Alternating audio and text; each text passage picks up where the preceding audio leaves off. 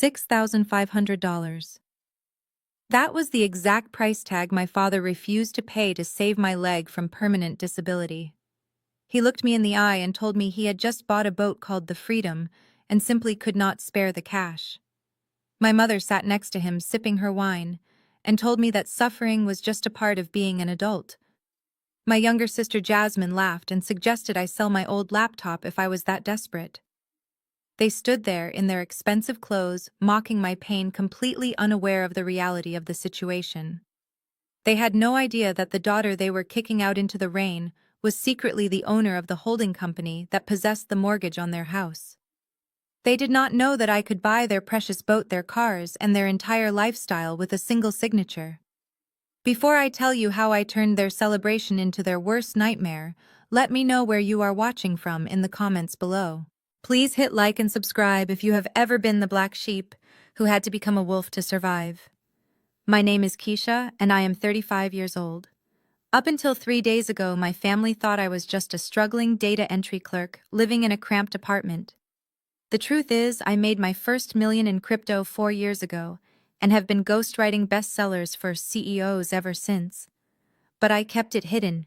I needed to know if they loved me or just what I could provide. Last Saturday, I got my answer in the most brutal way possible. It was the annual family barbecue at my parents' house.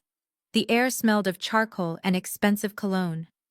I was by the patio door when I saw my nephew Jasmine's 2-year-old son stumble toward the open basement stairs. Jasmine was too busy taking selfies to notice. I didn't think. I just lunged.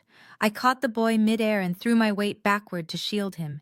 He landed safely on the soft carpet, but I went down hard. I heard the snap before I felt the pain. It sounded like a dry branch breaking in a winter forest. Then the agony ripped through my left knee, stealing my breath. I lay there at the bottom of the stairs, gasping, waiting for help. I heard footsteps thundering down, but they weren't coming for me. My mother stepped right over my twisted leg, rushing to scoop up the crying baby who didn't have a single scratch on him. "Oh, thank God, you are okay," she cooed to the child, turning her back to me. My father appeared at the top of the stairs, looking annoyed rather than worried. "Keisha," he shouted down, "why do you always have to cause a scene? Can you not go one family gathering without being clumsy?" I tried to speak to tell him I couldn't move, but the room was spinning. No one offered a hand. No one called an ambulance. I had to drag myself to my car and drive to the emergency room alone, using my right foot to work the pedals while tears streamed down my face. The doctor told me I had a grade 3 meniscus tear. Surgery was mandatory, and because my insurance had a high deductible, I needed $6,500 up front. I sat in that cold hospital room looking at my bank app on my decoy phone, which showed only $100, and realized I had to do the one thing I promised myself I never would. I had to go back to them and beg. The sterile smell of the emergency room burned my nostrils. It was a sharp shift from the aroma of grilled steak I had left behind at my parents' house. I sat on the paper-covered exam table, shivering in my wet clothes, while Dr. Henderson pointed at the gray and white images on the lightbox. His voice was professional, but devoid of warmth. "You have a bucket handle tear of the medial meniscus grade 3. The cartilage has flipped over and is locking the joint. If we do not operate within 7 days, the damage will become permanent, and you will likely walk with a cane for the rest of your life." The room spun slightly. Permanent disability at 35. I told him to book the surgery. I just wanted the pain to stop. That was when the hospital billing coordinator stepped in. She held a clipboard against her chest like a shield. "Ms. Jenkins," she said softly, "we checked your insurance. You have a high deductible plan, and you haven't met the threshold for this year. We require a deposit of $6,500 before we can schedule the procedure. $6,500. To the family I just left, that was the price of a weekend getaway or a few bottles of vintage wine. To the person they thought I was, it was an impossible sum." I reached into my pocket and pulled out my battered Android phone with the cracked screen. My hands were shaking, not from cold but from rage. I opened my checking account app. The balance stared back at me in mocking red numbers. $120.14. This was the narrative my family knew. Poor Keisha. Struggling Keisha. The disappointment of the family. But inside the lining of my purse sat a second phone, an encrypted black device linked to a secure banking portal in Switzerland. If I logged in right now, I would see a balance of over $3.2 million. I could buy this hospital wing if I wanted to. I could swipe my black card and have the surgery tonight in a VIP suite. My thumb hovered over the zipper of my purse. It would be so easy to just fix this myself, to remain independent. But a dark thought took root in my mind. If I saved myself now, I would never truly know. I would never know if my father loved me enough to sacrifice a fraction of his luxury for my health. I would never know if my mother would choose her daughter over her pride. This was it. The final exam. I decided to keep the millions hidden for one more day. I would go back to them as a beggar. If they helped me, I would share my fortune with them forever. If they turned me away, I would destroy them. I looked up at the coordinator and told her I would get the money. I grabbed my crutches and limped toward the exit, ready to face the wolves one last time. The drive to my parents' house took 40 minutes, but it felt like an eternity. My knee throbbed with a dull, rhythmic ache that seemed to sync with the windshield wipers slapping against the glass. A light freezing rain had started to fall, turning the streets of Chicago into slick mirrors reflecting the city lights. When I finally turned onto the street of the family estate, I saw that the driveway was already overflowing with luxury vehicles. There were Mercedes SUVs, BMW sedans, and even a red Porsche that I recognized as belonging to one of my father's golf buddies. I had to park my beat-up sedan 3 houses down and navigate the icy sidewalk on crutches. The air was thick with the smell of money. I could smell charcoal, grilled lobster tails, and garlic butter wafting from the backyard, even from the street. It made my stomach turn. I hadn't eaten since breakfast, but the nausea wasn't from hunger. It was from the dread of what I was about to do. Getting up the front walkway was a humiliating ordeal. The slate stones were wet and slippery, and twice my crutch slid out from under me, forcing me to catch myself on the freezing brick wall. Inside, the house sounded alive. The smooth notes of a live jazz saxophone drifted through the windows, accompanied by the roar of laughter and the clinking of crystal glasses. It sounded warm. It sounded inviting. It sounded like a world I had been exiled from. I reached the massive oak double doors and pressed the doorbell. I waited. Nothing happened. The party was too loud. I pressed it again, holding my finger down a little longer this time. Still nothing. My leg was screaming at me now, the pain radiating up my thigh. I leaned my entire weight against the doorframe and rang a third time, pounding on the wood with my free hand. Finally, the lock clicked. The lock. The door swung open, revealing my mother, Beatrice. She looked impeccable in a shimmering gold silk dress that probably cost $3,000. Her hair was perfectly coiffed, and she held a flute of champagne in one hand. But the moment she saw me, her smile vanished. It was replaced by a look of sheer annoyance, as if I were a solicitor trying to sell her something she didn't want. "Keisha," she hissed, her voice low and sharp, "you are over an hour late. We have already started the toasts, and your father is in a mood." She didn't ask why I was late. She didn't ask why I was soaked from the rain. Her eyes traveled down my body and stopped at my leg. Her lip curled in genuine disgust. "And look at you. That cast is absolutely hideous. It is dirty and bulky. We have the vice president of the bank inside, and you look like you just crawled out of a gutter. Can you not simply wear something elegant for once?" I tried to speak to tell her that I had just come from the emergency room, but she turned her back on me before I could get a word out. "Just come inside and try to hide that unsightly thing under the table. Do not embarrass us tonight, Keisha." She walked away, leaving the door open for me to struggle through alone. I took a deep breath, gripped the handles of my crutches until my knuckles turned white, and stepped into the house that never felt like home. I hobbled into the formal dining room, where the air was thick with the scent of expensive cologne and roasted garlic. My father, Calvin, was standing at the head of the long mahogany table, holding a large, intricate model of a yacht. He was beaming with pride, pointing out the miniature teak decks and the gold-plated lettering on the hull to a captive audience of relatives and business partners. He looked up as I entered, but his smile did not reach his eyes. He simply gestured for me to take the small folding chair that had been set up in the corner away from the main table. It was the kind of seat you give to an unexpected child or hired help. I sat down awkwardly, trying to stretch my throbbing leg out without tripping anyone. I waited for a break in the conversation about horsepower and marina fees before I gathered every ounce of courage I had left. "Dad, Mom," I said, my voice trembling slightly. "I am sorry to interrupt the celebration, but I need to talk to you about something urgent." The chatter around the table died down slowly. My father set the model boat down on the sideboard with excessive care before turning to face me. He looked annoyed that the spotlight had shifted. "What is it, Keisha?" he asked, checking his gold Rolex. "We are about to cut the cake." I took a deep breath and gripped the edge of the flimsy chair. I explained about the fall.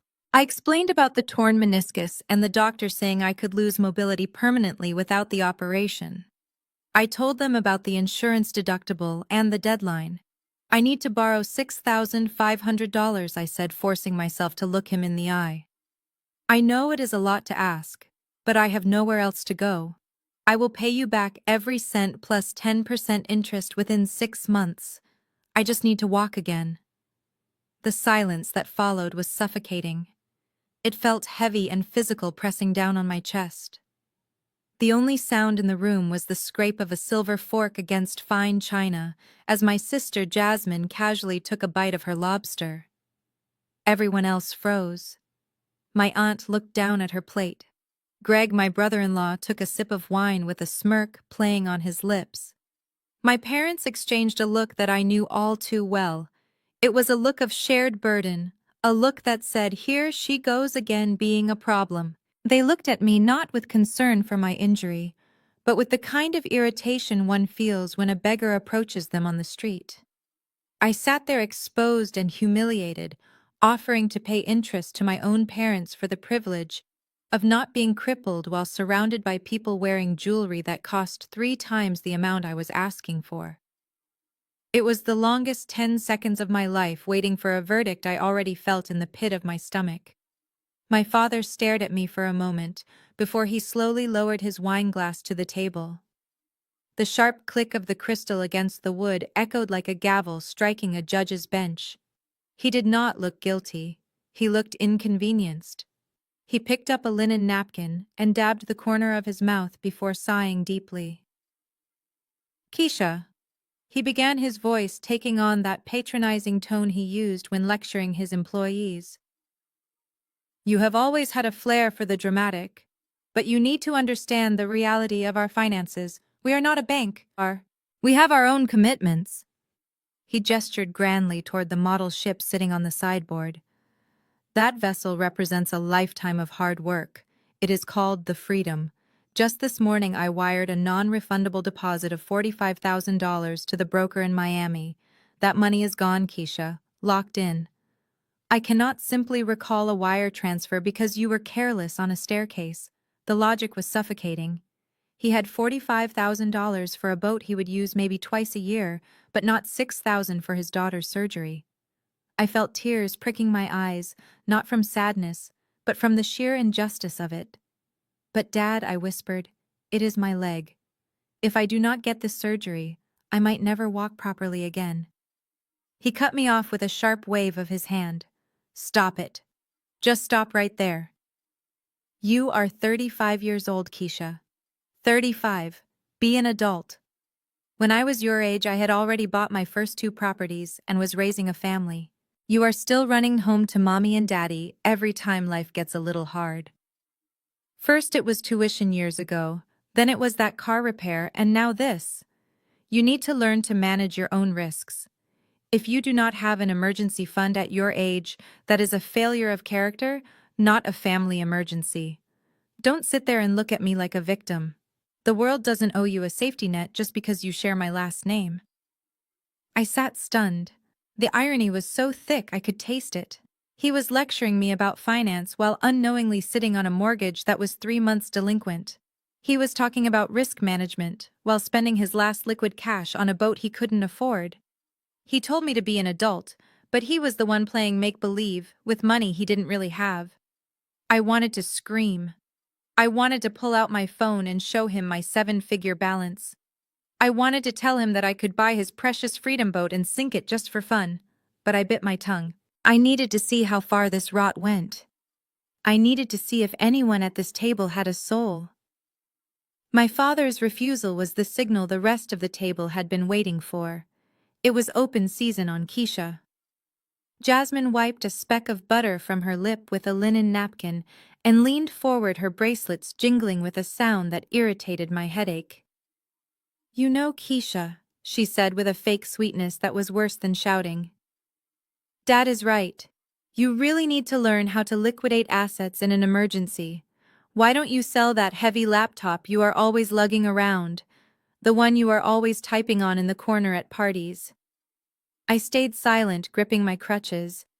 She was talking about my Alienware workstation, the tool I used to manage a multi-million-dollar empire. To her, it was just an old computer. She let out a cruel giggle. "Oh wait, I forgot. That thing is a brick. You probably could not even give it away. Maybe a museum would take it." Greg snickered beside her.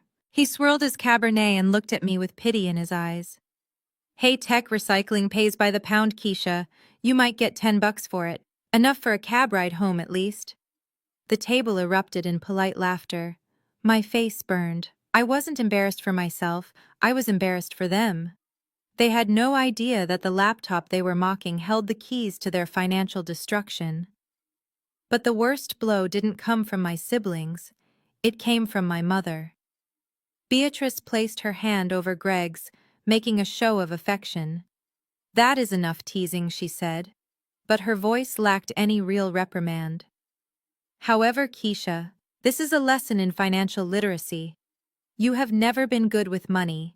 You live paycheck to paycheck because you lack vision. Look at your sister. Look at Greg." She gestured toward the driveway, visible through the bay window. "Greg just bought Jasmine that brand new Range Rover for her birthday, a customized autobiography edition. He did not come asking us for a handout because he is a provider. He understands how to manage wealth." I looked out at the white SUV shining under the street lamps. I had to bite the inside of my cheek to keep from laughing out loud. I knew something they didn't. As a majority shareholder in the bank Greg used, I knew that car wasn't bought. It was leased. And not just leased, but secured with a subprime loan, because Greg's credit score was hovering in the high 500s. He was paying an interest rate that bordered on criminal just to keep up appearances. He was drowning in bad debt to look rich, while I was drowning in liquid cash, but looked poor. My mother continued, unaware of the irony. "Maybe if you focused less on your little typing hobby and found a real career like Greg, you would have a husband to take care of you too, instead of burdening us with your clumsiness." The hypocrisy was physically painful. I realized then that there was no love here, only a scoreboard, and I was about to change the game. Greg decided it was his turn to kick the dog while it was down. He stood up from the table, slowly adjusting his silk tie, and walked over to the corner where I was sitting. He held a lit cigar in one hand, and his wineglass in the other, looming over me like a feudal lord inspecting a peasant. He looked down at my cast with a performative frown that was dripping with fake sympathy.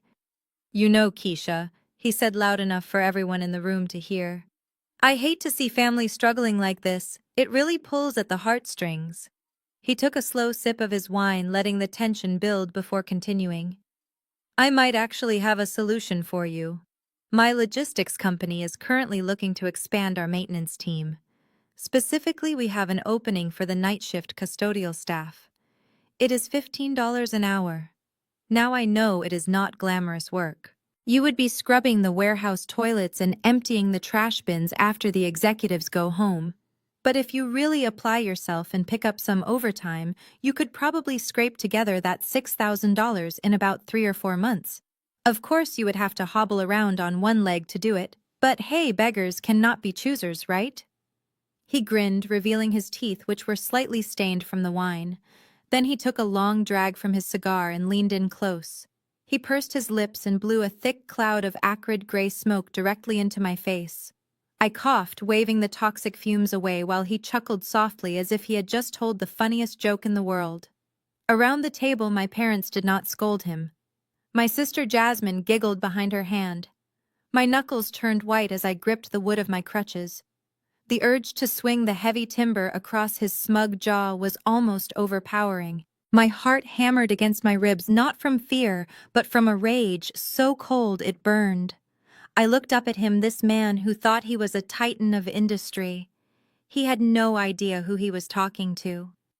As a silent investor with a diversified portfolio, I had recently acquired a 15% stake in the very logistics firm he worked for. I had seen the internal audit reports. I knew about the doctored expense accounts. I knew about the mysterious business trips to Las Vegas that coincided with his gambling debts. He was standing on a trapdoor that I was holding the lever for, and he was too busy looking down on me to notice the ground was about to open up. I forced myself to unclench my jaw and stared straight into his eyes.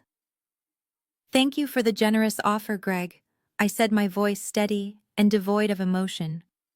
"I will keep that in mind." He laughed again, patting me on the head like a dog, before turning back to the table, oblivious to the fact that he had just sealed his own fate. I opened my mouth to respond to Greg, to tell him exactly where he could stick his mop bucket, but my father stood up abruptly, his chair scraping loudly against the hardwood floor. "That is enough," he barked. He was not looking at Greg. He was looking at me with a mixture of exhaustion and disdain. "Keisha, just go home. You are ruining the vibe. People are trying to enjoy their champagne and celebrate my success, and you are bringing everyone down with your gloom and your poverty. Frankly, the smell of antiseptic coming off you is making your mother nauseous." I froze. I had not showered since the fall because I physically could not stand up in my shower, but I certainly did not smell. It was just a cruel excuse to get the broken thing out of sight. My father did not wait for me to argue. He walked around the table and firmly guided me by the elbow toward the front door. It was not quite a shove, but it was definitely an eviction. I struggled to keep my balance on my crutches, my rubber tips slipping on the polished marble of the foyer. Behind me, the jazz music swelled back up as if to drown out my existence. He opened the heavy oak door and the wind hit me like a physical blow. The light rain from earlier had turned into a slushy mix of ice and wet snow that stung my face. "Drive safe," he muttered without any real concern, his eyes already wandering back toward the party. Then he closed the door. The heavy thud of the latch clicking into place felt like the final period at the end of a sentence. I stood there on the porch, shivering violently as the freezing dampness seeped through my thin jacket. Through the frosted glass inserts of the door, I could see the golden glow of the chandelier. I saw the silhouette of my mother laughing at something Greg said. They had already forgotten me. I was just a minor interruption in their perfect evening. I turned around and faced the dark driveway. The cold was biting, but it was nothing compared to the ice in my heart. I began the long, painful trek back to my car, slipping on the wet pavement, with every step, knowing that I would never walk through that door as their daughter ever again. I sat in the driver's seat of my 10-year-old sedan, listening to the sleet hammer against the roof, like a handful of gravel thrown by an angry god. My hands were gripping the steering wheel so hard my knuckles were white, but I couldn't feel them. The physical pain in my knee was throbbing in time with my heartbeat, but it was nothing compared to the hollow ache in my chest. I looked at the front door of the house I had just been exiled from. The warm glow of the porch light seemed to mock me. It was the same porch where I had stood 5 years ago, handing my father a check that saved his life. The memory hit me with the force of a physical blow. I closed my eyes, and I was back there standing in the kitchen in 2019. My mother was weeping at the table, clutching a foreclosure notice from the county. They owed $20,000 in back property taxes, and the sheriff was scheduled to auction the house in 3 days. I was 29 then, working 2 jobs and saving every penny for a down payment on a small condo. It was my dream to finally move out of the city rentals and own something of my own. But seeing my father look so defeated broke me. Without hesitation, I went to the bank and liquidated my entire life savings. I handed over the cashier's check for $20,000. I remember the way my mother hugged me. She cried into my shoulder and called me her angel. My father shook my hand with tears in his eyes and told me I was the only one he could count on. He said I was the backbone of this family. Now sitting in the dark with a broken leg and a broken heart, the bitterness tasted like bile in my throat. That $20,000 was never paid back. I never bought my condo. I had to start over from zero while they kept their house and their pride. And tonight, when I needed a fraction of that help, they looked at me with disgust. They didn't see the daughter who saved them. They only saw a liability. I realized then that their love was transactional. As long as I was the one giving, I was family. The moment I needed to receive, I was a stranger. I wiped the angry tears from my face and turned the key in the ignition. The engine sputtered before roaring to life. I shifted into gear and pulled away from the curb, leaving the house and the lie behind me. I wasn't the backbone of the family anymore. I was done carrying them. The climb to my third-floor apartment felt less like walking and more like mountaineering with a broken limb. My building did not have an elevator, which was one of the reasons the rent was so cheap. It was part of the charade I had maintained for 5 years. I wanted them to think I was struggling, so I lived in a place that smelled of boiled cabbage and old carpet. I finally unlocked my door and collapsed onto the lumpy beige sofa, dragging my throbbing leg up onto the cushions.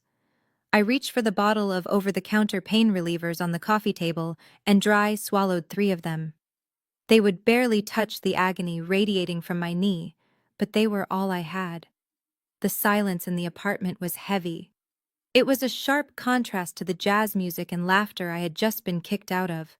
I lay there staring at the water stain on the ceiling, wondering if anyone would even notice if I simply vanished. Just then my phone buzzed on the cushion beside me. A small spark of hope ignited in my chest. Maybe it was my father calling to apologize. Maybe my mother had felt a pang of guilt and wanted to see if I made it home safely through the ice storm. I picked up the cracked Android phone and the screen lit up. It was a notification from the family group chat named Jenkins Family Joy. It was not a text asking if I was okay. It was a photo. I opened the image and felt the air leave my lungs. It was a selfie taken by Jasmine. The entire family was squeezed into the frame, smiling broadly. My father was holding his wineglass high, his face flushed with triumph. My mother was leaning into him, looking adoringly at the model of the boat, the Freedom, which sat in the center of the table like a holy relic. Greg had his arm draped casually around Jasmine, both of them beaming with the satisfaction of people who had won. Even my aunt and uncle were in the background clapping. But it was the caption that shattered me.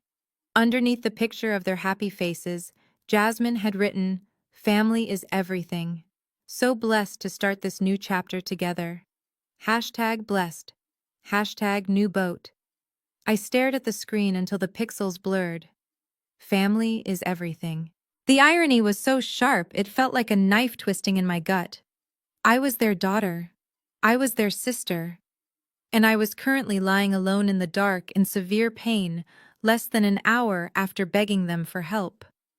Yet, in their version of reality, family was everything only as long as everyone played their part and didn't ask for money. I was not in the picture. I was not in the caption. To them, I was already erased. I zoomed in on my father's face. He didn't look worried about his injured child. He looked relieved. He looked like a man who had successfully taken out the trash so he could enjoy his party. I typed a reply. "I am in so much pain." Then I deleted it. I typed another one. "How could you post this? I deleted that too. Why should I give them the satisfaction of knowing they hurt me?" I tossed the phone to the other end of the couch. The sadness that had been weighing me down began to evaporate. In its place, a cold, hard resolve began to settle in my bones. They wanted to live in a fantasy world where they were rich and righteous. Fine. I was about to wake them up. The silence in the apartment following the group chat notification was deafening. It was a heavy, suffocating silence that amplified the throbbing in my swollen knee.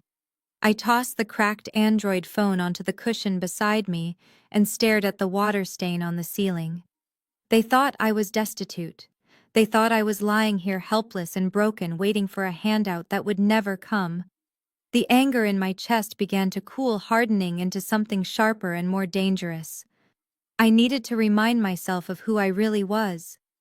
I needed to see the truth that made their little boat and their leased cars look like toys. I gritted my teeth and forced myself upright. Every movement sent a fresh spike of fire up my leg, but I ignored it.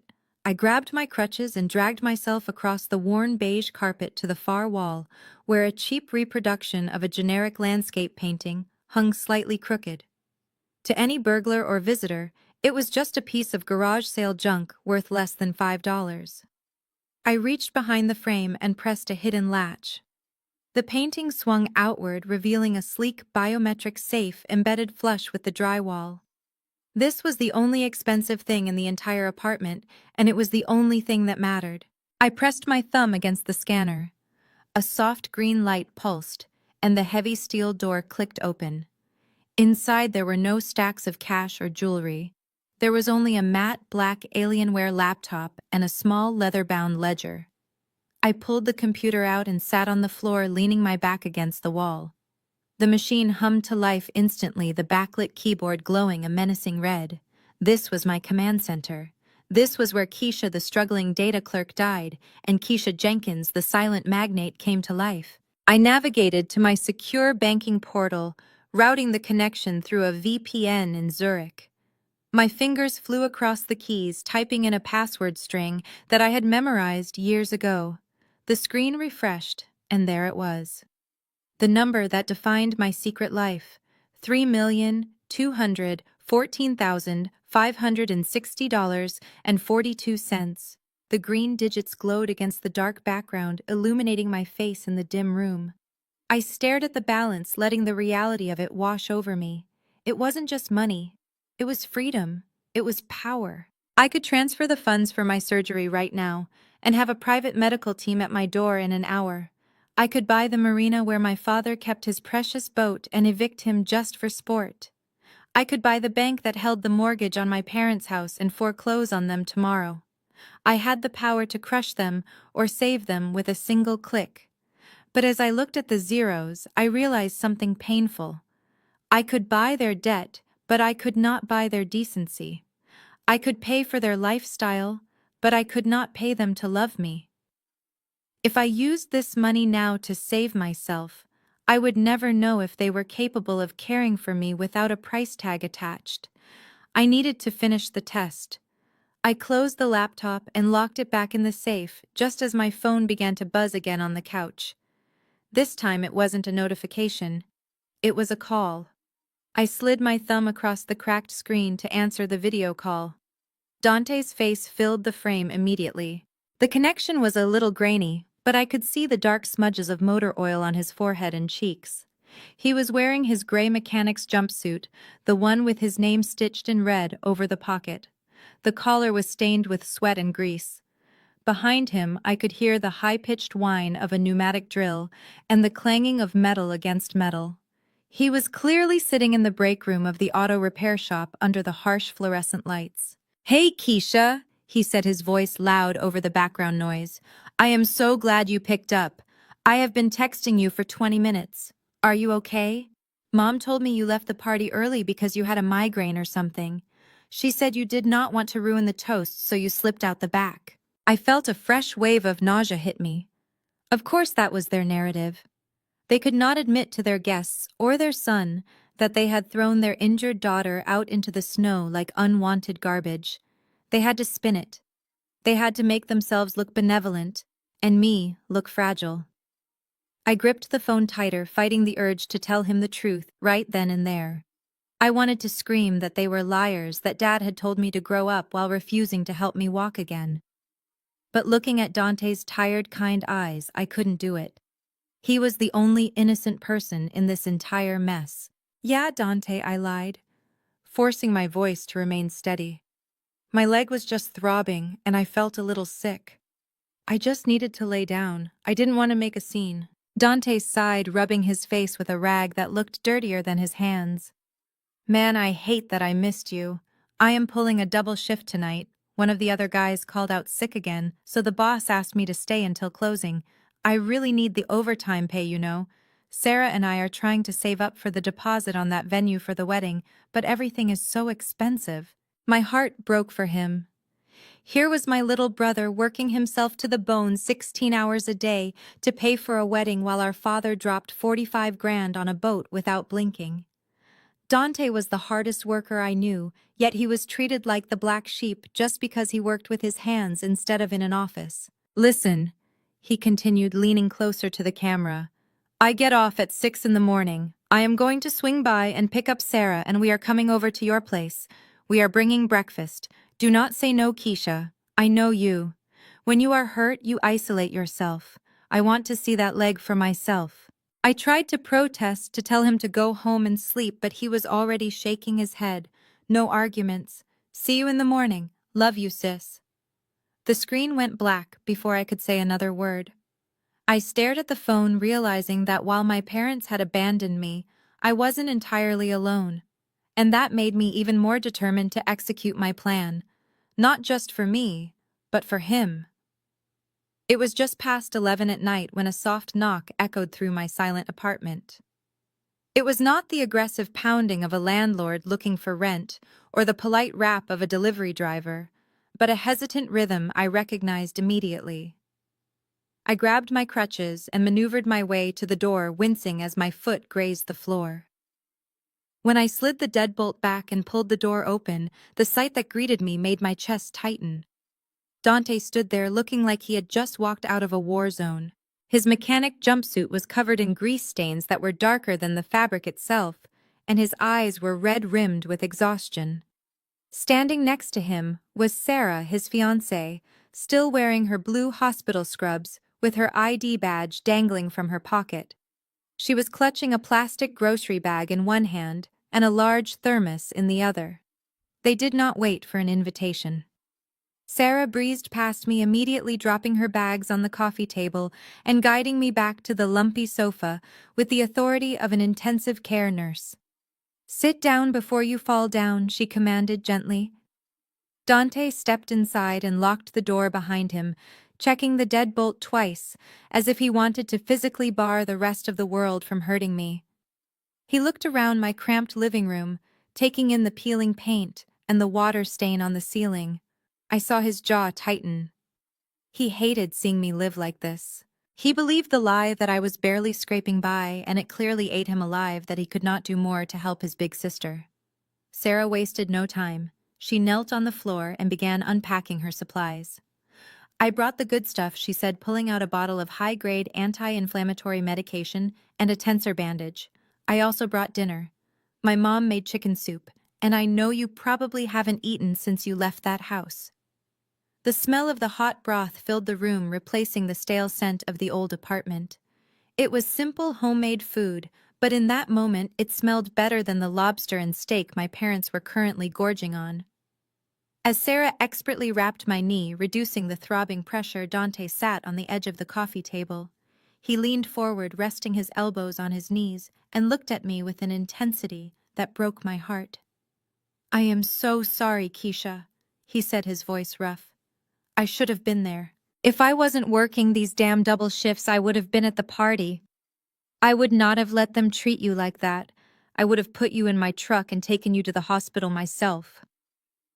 He looked down at his grease-stained hands, ashamed of his absence.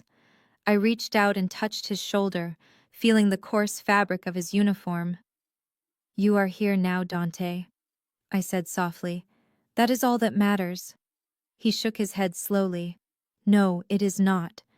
You need surgery, Keisha. Sarah told me everything. You need real help, not just soup and bandages, and I am going to make sure you get it. The determination in his eyes was terrifying because I knew exactly what he was about to do, and I knew exactly what it had cost him. Dante reached into the deep pocket of his stained coveralls and pulled out a white envelope that was slightly bent and smudged with black oil prints. He placed it on the coffee table between us. pushing it forward slowly with 2 fingers as if he were ashamed of what it contained. The paper made a soft scratching sound against the wood. I stared at it, feeling a lump form in my throat. "I know it is not much, Keisha," he mumbled, refusing to meet my eyes.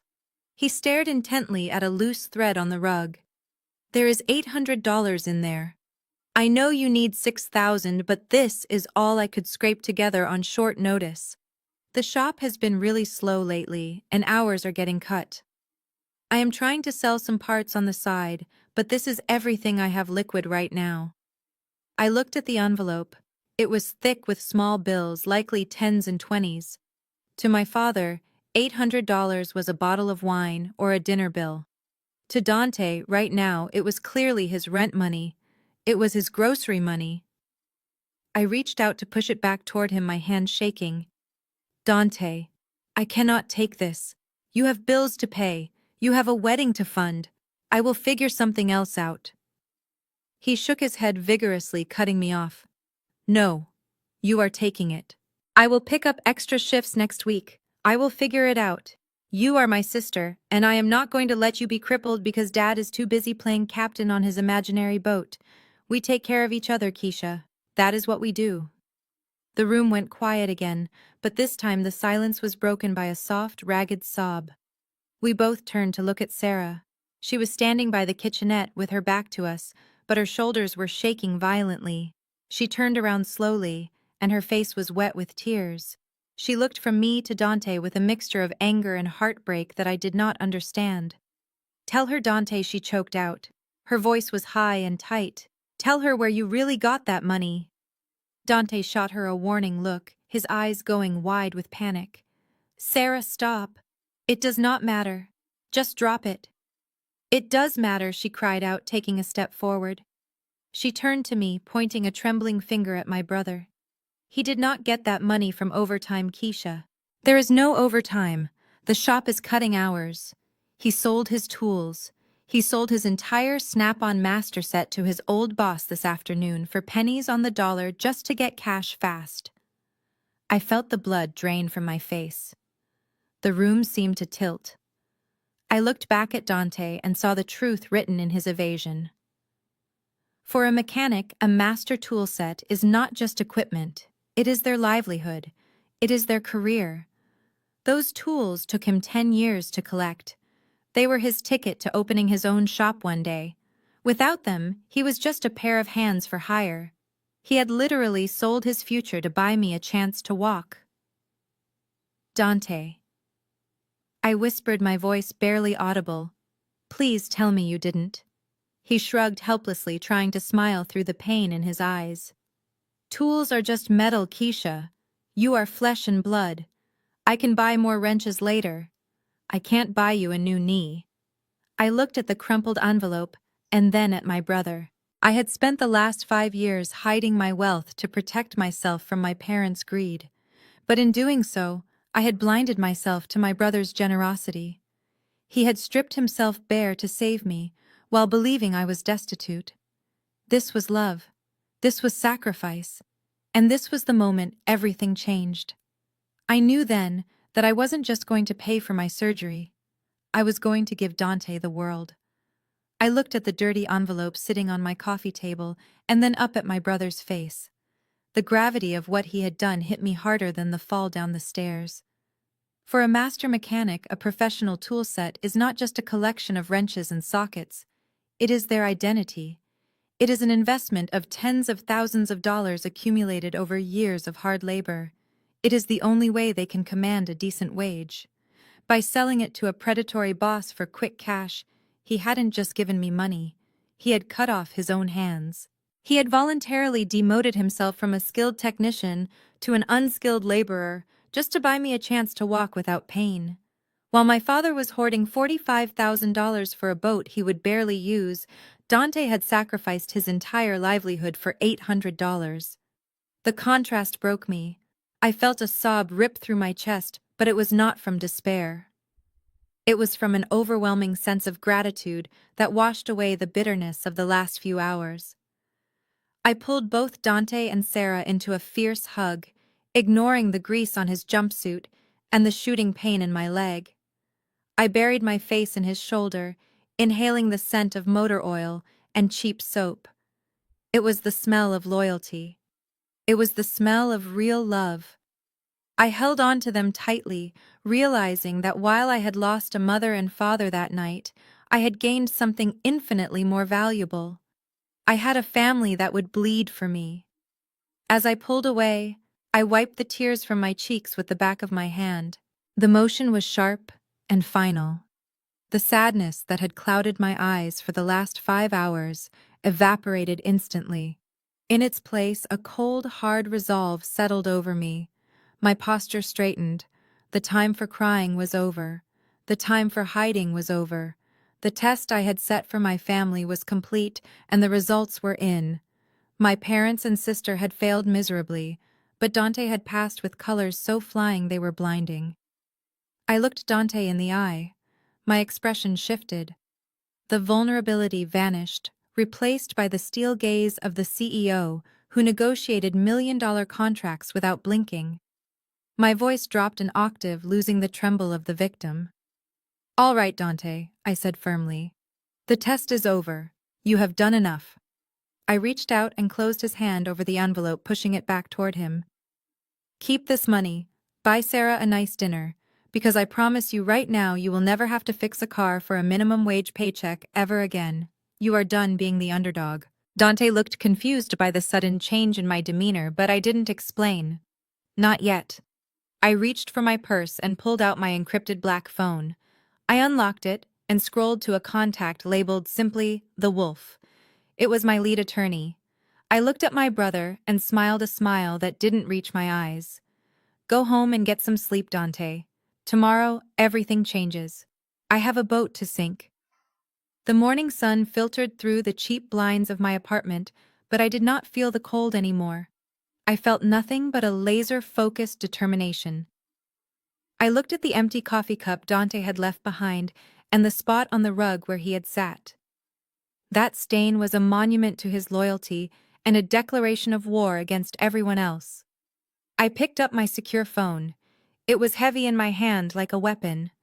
I dialed the number for Marcus Wolf, my lead attorney, and the man who handled the dirty work for my holding company. He answered on the first ring. "Good morning, Ms. Jenkins. To what do I owe the pleasure of a call on a Saturday?" His voice was smooth like polished granite. I did not waste time with pleasantries. "I am ready to execute the acquisition strategy we discussed last year regarding the Jenkins estate." I heard the sound of typing on the other end. "You mean your parents' home? Are you sure you want to cross that line?" I took a deep breath. I was not just crossing the line, I was erasing it. "I want you to contact the lender holding the mortgage on Calvin Jenkins' property. I know for a fact he is 90 days behind. Purchase the note.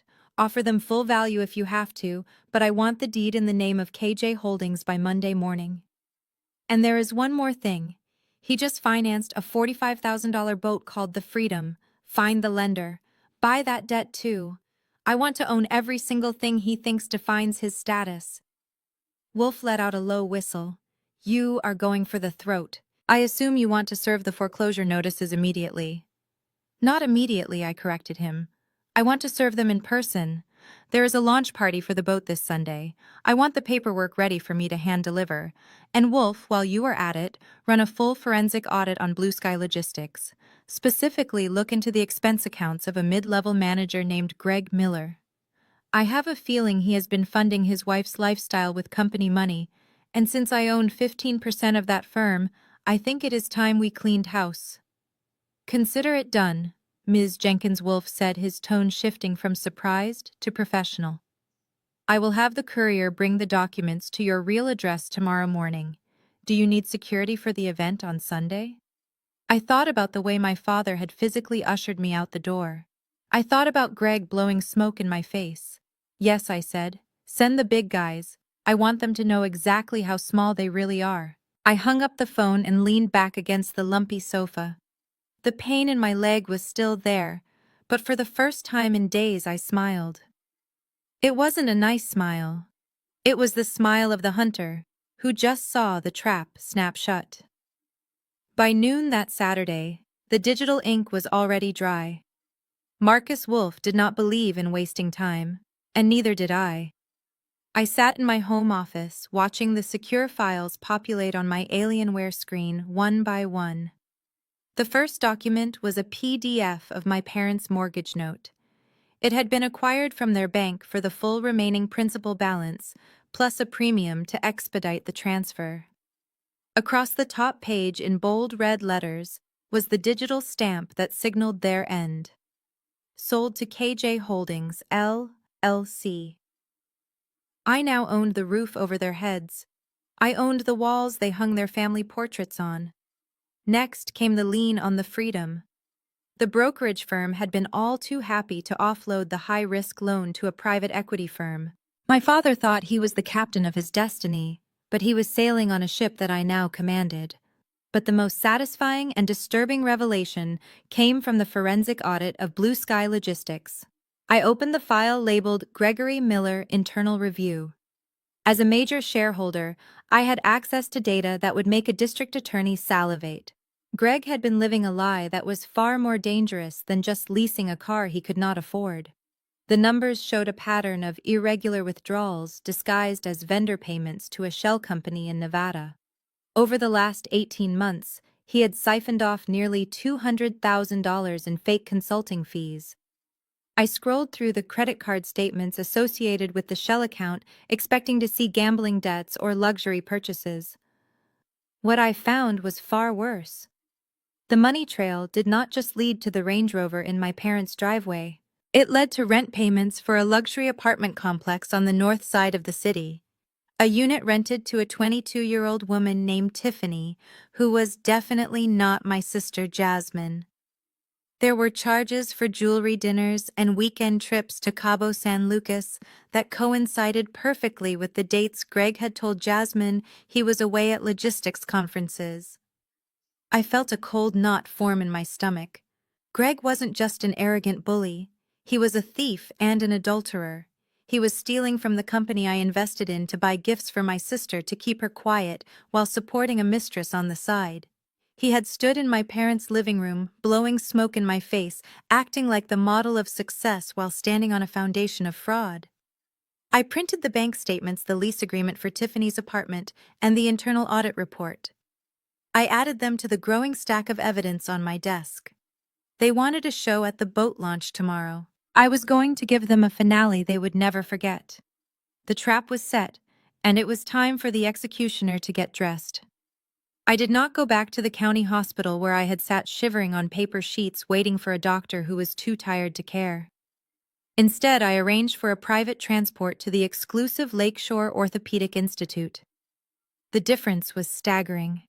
There were no clipboards or skeptical billing coordinators asking for deposits. There was only a concierge named Stefan who took my coat and offered me a menu of organic post-operative meals. I paid for the surgery, the private suite, and the round-the-clock rehabilitation team in full before I even saw a scalpel. When I woke up from anesthesia, my knee was reconstructed not with budget hardware but with top-of-the-line titanium anchors. I spent the next 3 days in a room that looked more like a penthouse at the Ritz-Carlton than a medical facility. I had a view of the Chicago skyline and a physical therapist who came to me 3 times a day to ensure my mobility was returning without pain. But the physical repair was only half the battle. I needed to look the part of the executioner. For years I had dressed down, wearing oversized hoodies and scuffed sneakers, to maintain my cover as the struggling data clerk. That disguise ended now. I called a personal shopper from Saks Fifth Avenue who arrived with a rack of clothing that screamed power. I chose a structured white pantsuit by Alexander McQueen. It was sharp-tailored and pristine, the kind of outfit that said, "I did not touch dirt, I own the land." I had my hair braided into an intricate crown revealing my face and the cold determination in my eyes. I put on diamond stud earrings that cost more than Greg's entire car. Then came the equipment. I refused to hobble into that marina on wooden crutches like a wounded animal. I ordered a custom carbon fiber electric wheelchair. It was sleek, matte black, and moved silently with the touch of a joystick. It did not look like a medical necessity. It looked like a throne. My leg was encased in a state-of-the-art robotic brace that allowed me to lock the joint for stability or unlock it for movement with a Bluetooth command from my phone. When I looked in the full-length mirror on Sunday morning, I did not recognize the woman staring back. The hunch in my shoulders from carrying the weight of my family's expectations was gone. The fear of rejection was gone. In their place stood a woman worth millions who held the deed to her abuser's home in her lap. I was no longer Keisha, the daughter who needed help. I was Ms. Jenkins, the woman who owned the bank. I spun the chair around and rolled toward the door. It was time to crash a party.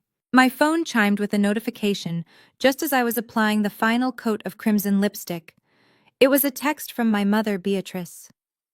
I picked up the device expecting another cancellation or a warning, but what I read was somehow worse. The message was dripping with the passive-aggressive venom she had perfected over 30 years. It read simply, "We are heading to the marina for the launch of the Freedom at noon. You are welcome to stop by if you can manage to present yourself respectably. However, your father insists that there be no talk of loans or surgery costs. This is a celebration of our success, not a charity event for your failures. Do not embarrass us." I stared at the screen and felt a dry, humorless laugh bubble up in my chest. The audacity was breathtaking. Even now, hours before their destruction, they were still trying to dictate the terms of my existence. They were so confident in their superiority, so secure in their delusion, that I was the anchor dragging them down. They had no idea that I was actually the ocean they were about to drown in. I typed my reply slowly, savoring every letter. "Do not worry, Mother. I will be there. And I am bringing a surprise that is going to change everything for this family." I hit send and tossed the phone onto my velvet duvet. I turned to the full-length mirror. The woman staring back was a stranger to my family. My hair was braided into an intricate regal crown. My white Alexander McQueen suit was sharp enough to cut glass tailored perfectly to fit my seated form. On my wrist sat a Patek Philippe watch worth more than my father's entire retirement fund. I transferred myself into the matte black carbon fiber wheelchair. It hummed to life with a soft futuristic whir, responding instantly to my touch. This was not a medical device. It was a chariot. I rolled over to my desk and picked up the thick leather portfolio that Marcus Wolfe had delivered earlier. It felt heavy in my lap. Inside were the foreclosure documents, the boat repossession order, and the evidence of Greg's embezzlement. This was the surprise I had promised. It was a gift of truth. I checked my reflection one last time. They were expecting the limping, begging Keisha. They were expecting a victim to kick around. What they were getting was the CEO of KJ Holdings. I rolled out of the apartment complex, where a convoy of 3 black Cadillac Escalades was waiting. These were not Ubers. This was my private security detail. 2 men in dark suits stepped out. They were massive, built like linebackers with earpieces and grim expressions. They didn't ask questions. They simply loaded my chair into the back of the lead vehicle with practiced efficiency. As the heavy door slammed shut, sealing me in the quiet luxury of the leather interior, I watched the city pass by through tinted windows. The engine roared to life, a deep guttural growl that matched the feeling in my gut. I sat back and closed my eyes, visualizing the marina, visualizing the look on Greg's face. It was showtime. As the heavy door of the Escalade clicked shut, sealing me inside a cocoon of leather, and silence, my phone buzzed in my lap. It was Dante again. I stared at his name on the screen and felt a pang of guilt. He was probably pacing the floor of his small apartment right now, terrified that his stubborn big sister was about to walk into another firing squad. I slid my thumb across the screen to answer. "Keisha, please tell me you are not actually going down there." His voice was tight with panic. "Sarah and I are getting dressed, but I have a bad feeling about this. Mom is already posting pictures of the Champagne Tower. They are in full performance mode. If you go there with your leg like that, they are just going to hide you in a corner or make jokes about you. I cannot watch them do that to you again. Please just let us come over to your place. We can order pizza and watch movies." You do not need this. I closed my eyes, leaning my head back against the headrest. Even now, after everything, he was trying to protect me. He was willing to skip the fancy party he was barely invited to just to make sure I didn't get my feelings hurt. He thought I was driving my old rusted sedan into a lion's den. He had no idea I was bringing the entire zoo. Dante, listen to me, I said.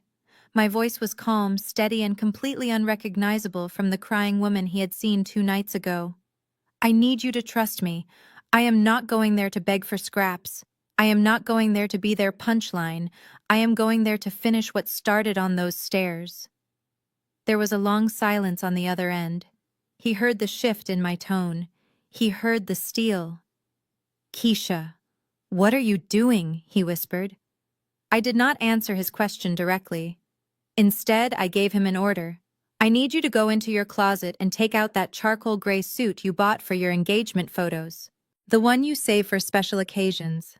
Put it on. Make sure Sarah wears her favorite dress. I want you both to look like the royalty you are. Meet me at the marina entrance in 20 minutes. Do not go inside without me. But Keisha, he stammered. Trust me, Dante, I interrupted. Today we are not the poor relations. Today we are the ones holding the keys. Just be there. And Dante, keep your head up. You are never going to bow to them again. I ended the call before he could ask any more questions. I placed the phone down on the leather seat next to me and looked out the tinted window. The driver caught my eye in the rear-view mirror. We are ready, Ms. Jenkins, he said. I nodded. Let's roll. The convoy began to move, gliding forward like a shark through dark water. I took a deep breath, inhaling the scent of expensive car interior and my own expensive perfume. My brother was worried about dignity. He didn't need to be. I had brought enough dignity for both of us and enough justice to bury everyone else. The time for talking was over. The time for reckoning had arrived. The address I had texted Dante was not the marina entrance. It was a gated estate in Highland Park, the one sanctuary I had kept secret for 5 years. When the massive wrought iron security gates swung open, allowing Dante's battered pickup truck to crawl up the long paved driveway, I watched from the front portico. He parked next to the marble fountain, looking around with wide, fearful eyes, as if he were trespassing on holy ground. He stepped out in his charcoal suit, smoothing the wrinkles nervously, while Sarah stood beside him, clutching his arm in her navy dress. They looked small and terrified against the backdrop of the limestone mansion. They thought they were at the wrong house. They thought this was some kind of mistake. It was time to bring them into the fold. I rolled out of the massive double doors in my custom carbon fiber chair, the motor humming softly on the stone entryway. My security detail, 2 men the size of vending machines, flanked me on either side. Behind us, the convoy of 3 obsidian black Cadillac Escalades idled their engines, creating a low, rumbly bass note that vibrated in the air. Dante's jaw literally dropped. He blinked, looking from the mansion to the SUVs and finally to me.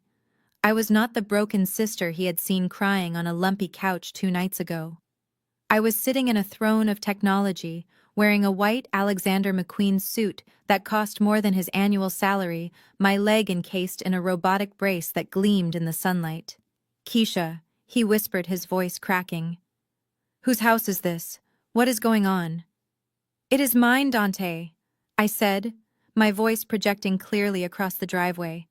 It has been mine for years. Just like the garage I am going to buy for you will be yours. But right now, we have a schedule to keep. I signaled to the lead driver and the side door of the middle Escalade slid open. Marcus Wolfe was already inside, reviewing a stack of legal documents with the precision of a surgeon sharpening his scalpel. He looked up and nodded respectfully. Get in, I told them. We are burning daylight. Dante and Sarah climbed into the leather interior, moving like they were in a dream. As I rolled up the ramp and locked my chair into place opposite them, the atmosphere inside the vehicle shifted. It was not a car. It was a war room on wheels. Sarah's eyes went wide as she took in the champagne flute in the cup holder and the grim determination on my face. She looked at the legal files stamped with the KJ Holdings logo and then back at me. Keisha, she whispered, who are these people? I handed her a bottle of sparkling water. These are the people who are going to make sure no one ever looks down on you again. This is Mr. Wolf. He owns the mortgage on the house we are going to. And as of yesterday, I own the boat. The driver's voice came over the intercom. Ms. Jenkins, we are moving out. ETA to the marina is 20 minutes. I looked at Dante. He was still staring at me, but the fear in his eyes was being replaced by a dawn of realization. You did this, he asked. You did all of this. I nodded. I told you that you would never have to fix cars for pennies again. I meant it. But first we have some trash to take out. The convoy began to move, rolling down the driveway like a shark gliding through dark water. I straightened my blazer and checked my reflection in the darkened glass. The music of the engine roared beneath us, a symphony of power and retribution. Let us go make a scene. The Lakeshore Harbor Marina was buzzing with the kind of performative wealth that always made my skin crawl. It was a sea of white linen pants and oversized sunglasses, where the air smelled of salt water and expensive sunscreen. My father Calvin was standing on the upper deck of the freedom-holding court like an admiral who had just conquered a new world. He was wearing a white captain's hat that looked ridiculous on him, but none of the guests drinking his champagne dared to tell him. My mother Beatrice was flitting between groups of people showing off the teak decking and the custom white leather upholstery, acting as if she had personally laid the wood herself. From the tinted window of the Escalade, I could see Jasmine and Greg standing near the gangway, accepting congratulations for a success they had absolutely no part in building. Then the music seemed to stop. The low, guttural rumble of 3 V8 engines cut through the polite chatter of the party as our convoy turned onto the pier. We did not park in the designated visitor lot a quarter-mile away. We rolled right past the security guard who waved us through after seeing the diplomatic plates on the lead vehicle and drove directly up to the red carpet leading to my father's boat. The guests stopped talking and turned to stare. I saw Greg crane his neck trying to see who had arrived. The whispers started immediately. Is it the mayor? Is it a celebrity? The SUVs were completely blacked out, swallowing the sunlight and radiating an aura of serious, untouchable power. The lead vehicle stopped inches from the velvet rope. The doors flew open in unison and my security detail stepped out. 2 massive men in dark suits and sunglasses with earpieces scanned the crowd with professional indifference. They moved the velvet rope aside without asking for permission. The hush over the marina was absolute now. The side door of the middle Escalade slid open with a soft mechanical hiss. A motorized ramp extended smoothly to the pavement, touching down with a solid thud. I rolled out into the sunlight. I was not the crippled daughter in a dirty cast they had kicked out 3 days ago. I was a vision in white Alexander McQueen sitting in a custom carbon fiber throne that cost more than a mid-sized sedan. My hair was braided into an intricate regal crown, and the diamond studs in my ears caught the midday sun, sending fractals of light dancing across the pavement. I adjusted the joystick and the chair hummed forward silently. Marcus Wolf stepped out behind me, flanking my right side like a shark in a 3-piece suit holding a leather briefcase that contained their doom. Then came Dante and Sarah, looking impeccable and terrified, but standing tall just as I had ordered. I saw the exact moment recognition hit my family. My mother dropped her champagne flute. It shattered on the deck, spraying glass and sparkling wine over her shoes, but she didn't even flinch. She just stared, her eyes bulging. My father took off his hat, his mouth hanging open as he gripped the railing for support. Greg looked like he had seen a ghost, and for the first time in his life he looked small. They didn't understand the context yet. They didn't know how I was here or why I looked like this.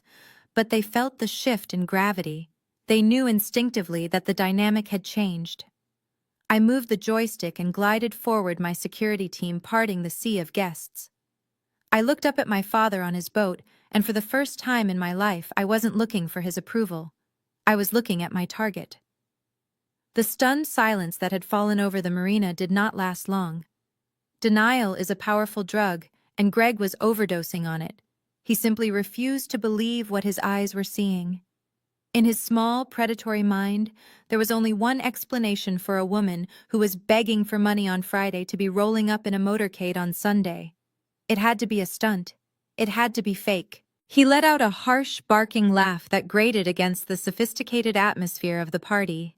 He swaggered down the gangway, his glass of scotch sloshing over the rim, stepping onto the dock with the confidence of a man who thought he owned the pavement. Well, well, well, he sneered, his voice booming loud enough for the entire gathering to hear. Look at this performance.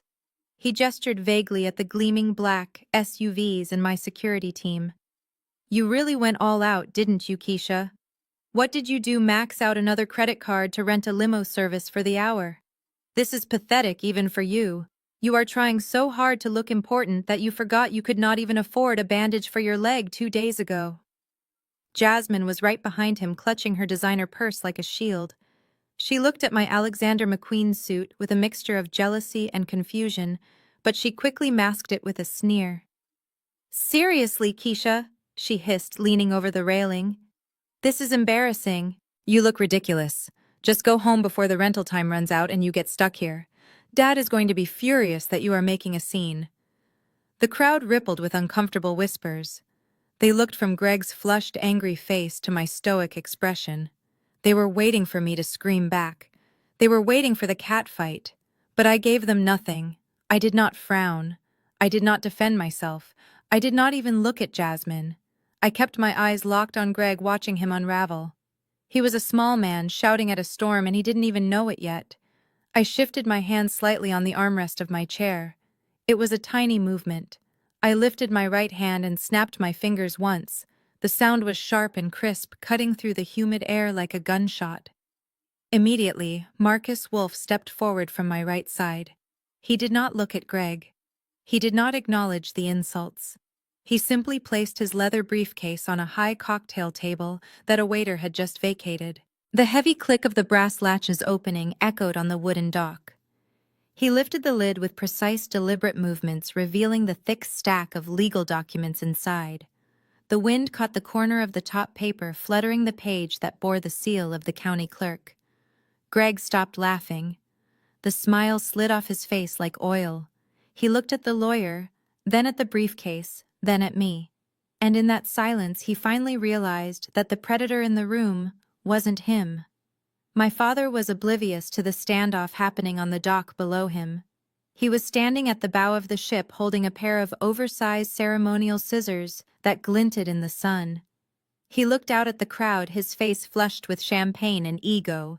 He cleared his throat, preparing to make the speech he had probably practiced in the mirror for weeks. I christen this vessel the Freedom, he announced, his voice booming with forced joviality. May she bring us fair winds and eternal prosperity.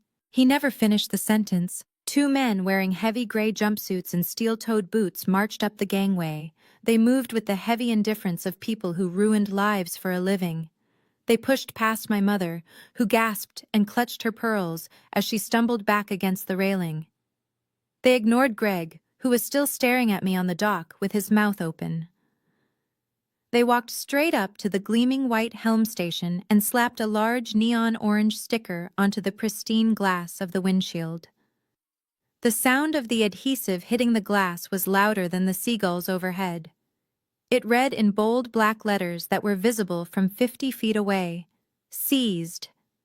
Property of the lender. Do not remove." My father froze. The ceremonial scissors clattered to the deck, narrowly missing his expensive boat shoes. "What the hell do you think you are doing?" he sputtered, his face turning a dangerous shade of purple. "Get off my deck. This is a private vessel. I will have you arrested for trespassing. Do you know who I am?" One of the repo men turned around slowly. He didn't look intimidated. He looked bored. He pulled a folded paper from his back pocket and shoved it into my father's chest. "We are just doing our job, sir. You can take it up with the lien holder. We have orders to secure the asset for transport. Now please step away from the controls." Marcus Wolf cleared his throat from the dock. It was a polite sound, but it carried across the water like a gavel strike. "Actually, Mr. Jenkins," he said, his voice projecting with practiced courtroom authority, "there is no need for the police. These gentlemen are acting on my client's direct instructions. My father looked down at the lawyer, squinting in the sunlight. Who are you? He demanded, gripping the railing until his knuckles turned white. And who is your client? You have made a grave mistake. I will sue you for everything you have. Wolf adjusted his glasses and picked up a document from the open briefcase. I represent the new note holder of your liabilities. According to these records, you are 90 days delinquent on your primary residence mortgage, a mortgage that you recently leveraged as cross-collateral to secure the financing for this vessel. He looked up, his expression completely void of sympathy. The terms of the loan are clear, Mr. Jenkins. Default on the primary asset triggers an immediate call on the secondary asset. Since you have failed to cure the default on your home, we are exercising our right to accelerate the debt. The crowd was dead silent. Guests lowered their phones, but kept recording. My mother looked like she was going to faint. My father shook his head, desperate to maintain the illusion. That is impossible, he stammered, his voice trembling. I have 30 more days. The bank said I had time. I was going to move some funds around next week. Wolf shook his head slowly, closing the file with a snap. That grace period expired yesterday at midnight. As of this moment, both the house in Highland Park and this boat are the property of the creditor. You are currently trespassing on company property. I suggest you disembark immediately before we have security remove you. The humiliation was total. The freedom was not his escape. It was his cage, and I had just locked the door. My father gripped the polished teak railing so hard I thought the wood might splinter under his hands. His face had gone from a flush of embarrassment to a pale, waxen mask of pure fury. He looked like a cornered animal lashing out at the invisible walls closing in around him. He leaned over the side of the boat, spitting his words down at the lawyer. "Who is it?" he screamed, his voice cracking with desperation. "Who is trying to ruin me? I want a name. I want a name right now. I will sue them into the ground. I play golf with the district attorney. I will have your license revoked and I will burn your firm to ash." The threat hung in the humid air, heavy and pathetic. The crowd watched in stunned silence, holding their breath. Even the seagulls seemed to stop calling. Marcus Wolf did not flinch. He did not look intimidated by the man shouting from the high ground. He simply adjusted his glasses with a slow, deliberate movement that signaled total control.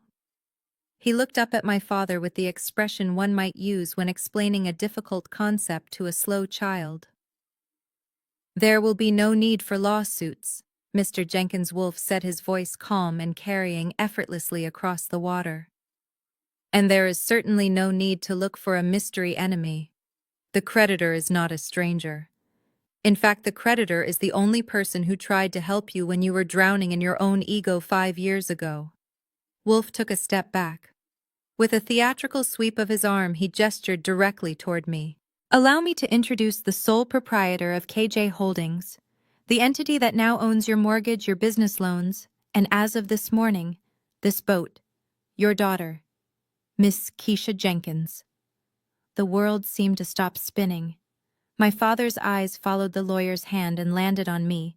He blinked once, then twice, as if trying to clear a hallucination. He looked at the sleek black wheelchair. He looked at the 2 massive bodyguards standing like statues behind me. He looked at the white Alexander McQueen suit that gleamed in the sunlight. But mostly he looked at my eyes. He was searching for the scared little girl who had begged him for surgery money in his living room. He was searching for the victim. But she was gone. I held his gaze. I did not smile. I did not frown. I simply stared at him with the cold indifference of a banker denying a loan application. "Hello, Dad," I said. My voice was not loud, but in the dead silence of the marina, it sounded like a thunderclap. "You told me to be an adult. You told me to learn how to manage risk. You told me that the world does not owe me a safety net. You were right. So I decided to take your advice. I stopped looking for a safety net, and I bought the bank instead." My father's mouth opened and closed like a fish on a hook. He looked at my mother, who was trembling beside him. He looked at Greg, who was turning a sickly shade of green. He looked back at me, and for the first time in his life, he saw me. He did not see an investment that failed. He saw the boss. The realization hit him like a physical blow. He staggered back, stumbling over his own feet as the repo men finished applying the tape to his windshield. The king had fallen, and his own daughter had just taken the crown. My mother decided that reality was too expensive a price to pay, so she opted for theater instead. She let out a strangled cry, pressing the back of her hand to her forehead in a gesture straight out of a bad soap opera. Then she crumpled to the deck of the boat, collapsing into a heap of linen and fake pearls near the captain's chair.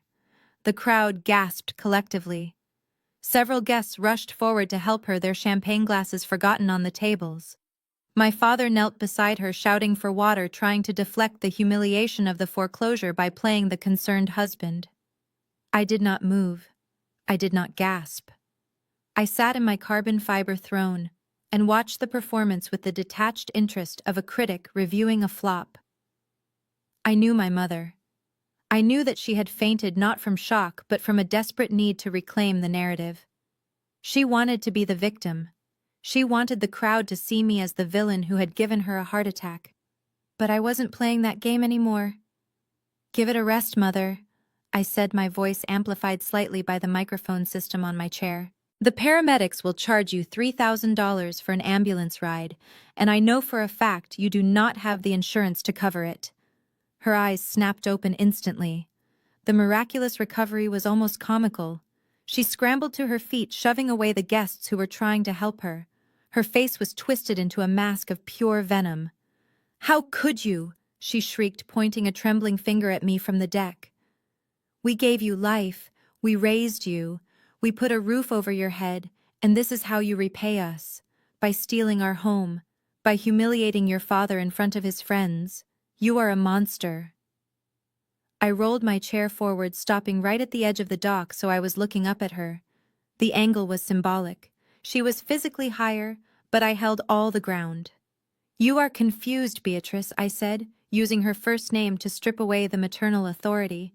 "I did not steal your home. You lost it. You stopped paying the mortgage 6 months ago to fund your country club dues and this boat. I simply bought the debt to save the property from going to a stranger. But let us be clear about the new arrangement." I signaled Wolf, who held up the foreclosure notice for everyone to see. "The house in Highland Park is no longer your residence. It is an asset on the balance sheet of KJ Holdings. As the new owner, I am giving you 2 options. Option 1 is that you have 30 days to vacate the premises. You will pack your things and leave the keys on the counter." My father looked like he was going to vomit. "Leave," he whispered. "But that is our home. We have lived there for 20 years. Where will we go?" "That brings me to option 2. I continued, ignoring his plea. "You can stay, but you will sign a standard 12-month lease agreement. The rent will be set at current fair market value, which for that zip code is roughly $8,500 a month. You will pay the first and last month up front, plus a security deposit. And before you ask, there is no family discount. In fact, given your credit history, I might have to ask for a guarantor." The crowd murmured. The brutality of the offer was breathtaking. I was treating my parents like high-risk tenants because that is exactly what they were. My mother burst into fresh tears, real ones this time, as the weight of her new reality crushed her. They were not just broke. They were my tenants, and I was the landlord from hell. Greg watched the destruction of my parents with a look of growing horror. But it was not the horror of a concerned son. It was the terrified calculation of a parasite realizing its host was dying. He looked at my father slumped against the railing, and then at my mother weeping on the deck. The power dynamic had shifted so violently that he was struggling to find his footing. But Greg was a man who solved problems with aggression and loud noises. When he realized he could not intimidate me, he turned his rage toward the nearest available target, which was Marcus Wolf. "You think you can just walk in here with your fake papers and scare us?" Greg shouted, his voice cracking with hysteria. "This is a setup. It is all a lie." He lunged forward, his hands curled into fists, aiming a wild punch at my attorney's jaw. He moved with the clumsy desperation of a man who had never been in a real fight in his life. He never made contact.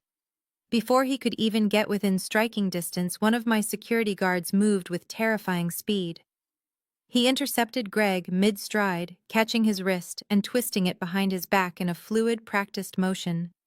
Greg yelped in pain and was slammed chest first onto the wooden planks of the dock. The sound of the impact was heavy and final. "Let him up," I said calmly, speaking into the microphone on my chair. My guard looked at me for confirmation before releasing his grip and stepping back. Greg scrambled to his feet, dusting off his expensive linen pants, his face beet red with humiliation and rage. He looked around wildly, realizing that the crowd was not on his side. They were filming him. He was the entertainment now. "You are going to regret that," he spat, pointing a shaking finger at me. "I am going to have you arrested for assault. I am a respected businessman in this city. You are nobody." I laughed. It was a cold, dry sound. A respected businessman. Is that what you call it? I signaled to Wolf, who reached into the briefcase one last time. He pulled out a thick blue folder and handed it to me. I held it up for Greg to see. The label on the front read, "Blue Sky Logistics Internal Audit." Greg's face went from red to a ghostly white in less than a second. He recognized the logo. He recognized the font. "You see, Greg," I said, my voice steady and sharp. "When I decided to diversify my portfolio last year, I took a particular interest in the logistics sector. I acquired a 15% stake in Blue Sky. That makes me one of the largest individual shareholders in the company you work for. And as a shareholder, I have a fiduciary duty to ensure that the company's assets are protected from theft." I tossed the heavy file onto the dock. It slid across the wood and stopped at his feet, spilling open to reveal bank statements and photocopies of cashed checks. "We conducted a forensic accounting review of your department. Greg," I continued mercilessly, "we found the shell company in Nevada. We found the invoices for consulting services that were never rendered. We found the $200,000 you siphoned out of the corporate accounts over the last 18 months. You were not buying Jasmine that Range Rover with your salary. You were buying it with my money." Jasmine let out a gasp, covering her mouth with her hand. She looked at her husband with wide, horrified eyes. Greg stammered, trying to find a lie that would work. "That is not true," he stuttered. "That is a mistake. I can explain. It was a loan. I cut him off. You can explain it to the Economic Crimes Unit." As if on cue, the crowd at the end of the dock parted. Two uniformed officers and a detective in a plain suit walked toward us. They had been waiting in the wings, timed perfectly for this moment. The detective stepped forward, pulling a pair of handcuffs from his belt. "Gregory Miller," he said, his voice bored and professional. "You are under arrest for grand larceny, wire fraud, and embezzlement. Please turn around and place your hands behind your back." Greg tried to back away, but there was nowhere to go. The water was behind him and the law was in front of him. He looked at Jasmine, pleading with his eyes. "Baby, call my lawyer. Call Dad. Do something." Jasmine didn't move. She was staring at the open file on the ground, specifically at a credit card statement that listed a monthly rent payment for an apartment that wasn't theirs. She saw the name Tiffany scrawled in the margin. She realized in that moment that she wasn't just broke, she was the punchline to his joke. She turned her back on him. The officers grabbed Greg's arms and spun him around. The metallic click of the handcuffs ratcheting tight was the sweetest sound I had ever heard. It was the sound of karma catching up. As they marched him past me, he looked down at my wheelchair, his eyes filled with hate. I looked up at him and smiled. "Good luck in prison, Greg," I said softly.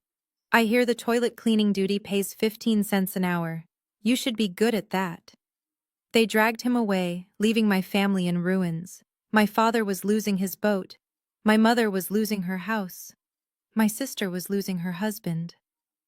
And I sat in the center of the chaos, untouched and unbreakable.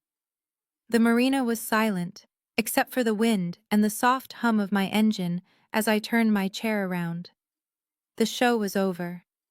It was time to go home.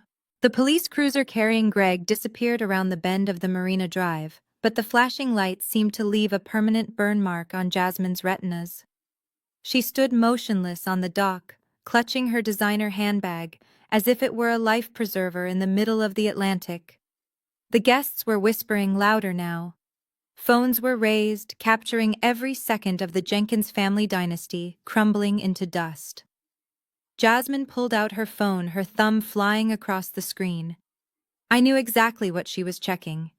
She was checking the joint accounts. She was checking the credit limit. Her face crumpled. The screen displayed a series of red notifications. Accounts frozen. Assets seized pending investigation. She looked up at the parking lot where her Range Rover was parked. She realized with a sick jolt that the Economic Crimes Unit would be towing that away as evidence before the sun went down. She was not just the wife of a criminal. She was destitute. She spun around, wild-eyed, and looked for someone to blame. Her eyes skipped over me, sitting calm and untouchable in my chair, and landed squarely on our parents. "This is your fault," she screamed, her voice shrill and breaking. She marched toward Calvin and Beatrice, who were still huddled together near the gangway of the seized boat. "You told me he was a catch. You told me to marry him. You said he had vision. You pushed me to find a man with money so I wouldn't end up like Keisha. Well, guess what? Keisha is the only one with money, and I am married to a felon." Beatrice recoiled as if slapped. "Do not speak to your mother that way, Jasmine. We only wanted the best for you. We thought he was a good match. How were we supposed to know he was a thief?" "You didn't care," Jasmine yelled, throwing her hands in the air. "You didn't care as long as he bought the expensive wine and leased the nice cars. You taught us that looking rich was more important than actually being decent. You made me treat my own sister like garbage because she didn't fit your picture of success. You poisoned us against her. And now look at her. She owns us. She literally owns the roof over your heads." Calvin stepped forward, his face purple with indignation. "That is enough, Jasmine. You are making a scene. A scene." Jasmine laughed hysterically, tears streaming down her face, ruining her perfect makeup. "Dad, your boat just got repossessed by your daughter. Your son-in-law is in handcuffs. There is no scene left to make. The show is over. We are a joke. Everyone is laughing at us. Look at them." She gestured to the crowd of former friends and business associates who were watching with morbid fascination. Not one of them stepped forward to offer comfort. They were watching a car crash. Jasmine turned back to me, her anger deflated, replaced by a terrified realization. "Keisha," she whimpered, her voice small. "I didn't know. I swear I didn't know about the money. I have nowhere to go. They froze the accounts. I can't go back to the apartment." I looked at my sister, the girl who had mocked my laptop, the girl who told me to sell my computer for cab fare. I felt a flicker of pity, but I smothered it instantly. Pity was what got me hurt in the first place. "You are young, Jasmine," I said, cold as ice. "And you have 2 working legs. I hear the coffee shop downtown is hiring. Maybe you can learn to make your own money for once." I turned my joystick and began to roll away, leaving them to devour each other in the ruins of their own greed. I turned my back on the screaming match that was consuming my parents and sister. Their voices faded into the background, becoming nothing more than white noise. My focus shifted entirely to the 2 people standing near the velvet rope, looking like they wanted to disappear. Dante was clutching Sarah's hand so tightly his knuckles were white. He looked at me with a mixture of awe and fear, as if he no longer knew the woman sitting in the carbon fiber wheelchair. He had just watched me destroy our family in less than 10 minutes, and he was terrified that he was next. I rolled my chair forward until I was just inches away from him. The steel look in my eyes softened instantly, melting back into the warmth of the sister who used to make him peanut butter sandwiches when we were kids. "Dante," I said softly, breaking his trance. "Do not look at them. Look at me." He lowered his gaze, meeting my eyes. "Keisha," he stammered, his voice trembling. "I do not understand. You own the bank. You own everything. Why didn't you tell me?" "Because I needed to know who was real," I answered. And I got my answer 3 nights ago when you put an envelope of grease-stained cash on my coffee table. You were willing to sell your soul to fix my leg while they wouldn't even skip a party. I told you that you would never work for anyone else again. I meant it. I reached into the leather side bag attached to my armrest and pulled out a heavy ring of keys. There were 12 of them jingling together, along with a remote for an industrial security gate. I held them out to him. His hands shook as he took them, the cold metal settling into his palm. "Do you know the old commercial complex in District 7, I asked. "The one on the corner of Main and 4th with the red brick facade." Dante's eyes went wide. "The auto center," he whispered. "The place with 10 bays and the hydraulic lifts." I nodded. "I bought the deed this morning. It is fully stocked. Brand new snap-on tool chests in every bay. Digital diagnostic machines. A renovated waiting room for customers. It is the largest independent garage in the district. And it is yours, Dante. All of it. I put the title in your name. You are not a mechanic anymore. You are the owner." Sarah gasped, covering her mouth with her hands. Dante looked from the keys to me, his mouth opening and closing without sound. But I wasn't finished. I pulled a sleek iPad from my bag and tapped the screen, waking it up. I handed it to him. "Open the banking app," I instructed. He tapped the icon with a shaking finger. The screen loaded, revealing a business checking account labeled Dante's Auto Repair. The balance stared back at him. $500,000. "That is your operating capital," I said, my voice thick with emotion. "That is for payroll. That is for parts. That is for the wedding of your dreams, so you do not have to wait another 2 years to marry this amazing woman." Dante looked up, tears spilling over his lashes and tracking through the faint smudge of grease he had missed on his cheek. "Keisha," he choked out. "I can't take this. This is too much." "You can, and you will," I said, reaching out to grip his hand. "You are the only one who treated me like family when I had nothing to offer. You are the only one who saw me. This isn't charity, Dante. This is an investment in the only good man I know. Now stop crying and go start your empire." He fell to his knees, right there on the dock, ignoring his suit, ignoring the crowd, and wrapped his arms around me, burying his face in my lap. I held him tight, stroking his hair, while behind us, the rest of the Jenkins family watched in stunned silence, realizing too late that they had bet on the wrong horse. I had burned their world to the ground, but I had built a new one for the only person who deserved it. The moment I pulled my hand away from Dante's grip, the spell was broken. I had done what I came to do. I had balanced the scales. I signaled to the lead security officer, who gave a sharp nod and began to clear a path back to the waiting convoy. The crowd of onlookers parted instantly, their phones still raised, recording the final moments of the drama. They looked at me with a mixture of fear and admiration. I was no longer the disabled woman they pitied. I was a force of nature they wanted to avoid. I rolled toward the ramp of the middle escalade, the hum of my electric motor the only sound cutting through the stunned silence of the marina. But the silence did not last. As the lift began to raise me into the sanctuary of the vehicle, I heard a commotion erupt on the dock behind me. It was the sound of frantic footsteps pounding against wood and the desperate scrambling of people who realized their lifeboat was leaving without them. I turned my head slightly to see my parents pushing past the security perimeter. They had seen the keys. They had seen the iPad. They had seen the $500,000 I had just handed to the son they considered a failure. And in that moment, the realization of what they had lost hit them with the force of a freight train. They weren't running for love. They were running for the money. "Keisha, wait!" my father bellowed, his voice cracking with exertion. He was running up the pier, his face flushed a dangerous shade of crimson, his captain's hat long gone. He looked pathetic, stumbling in his expensive boat shoes, panting for breath. My mother was right behind him, tripping in her heels, her mascara running down her cheeks in black streaks.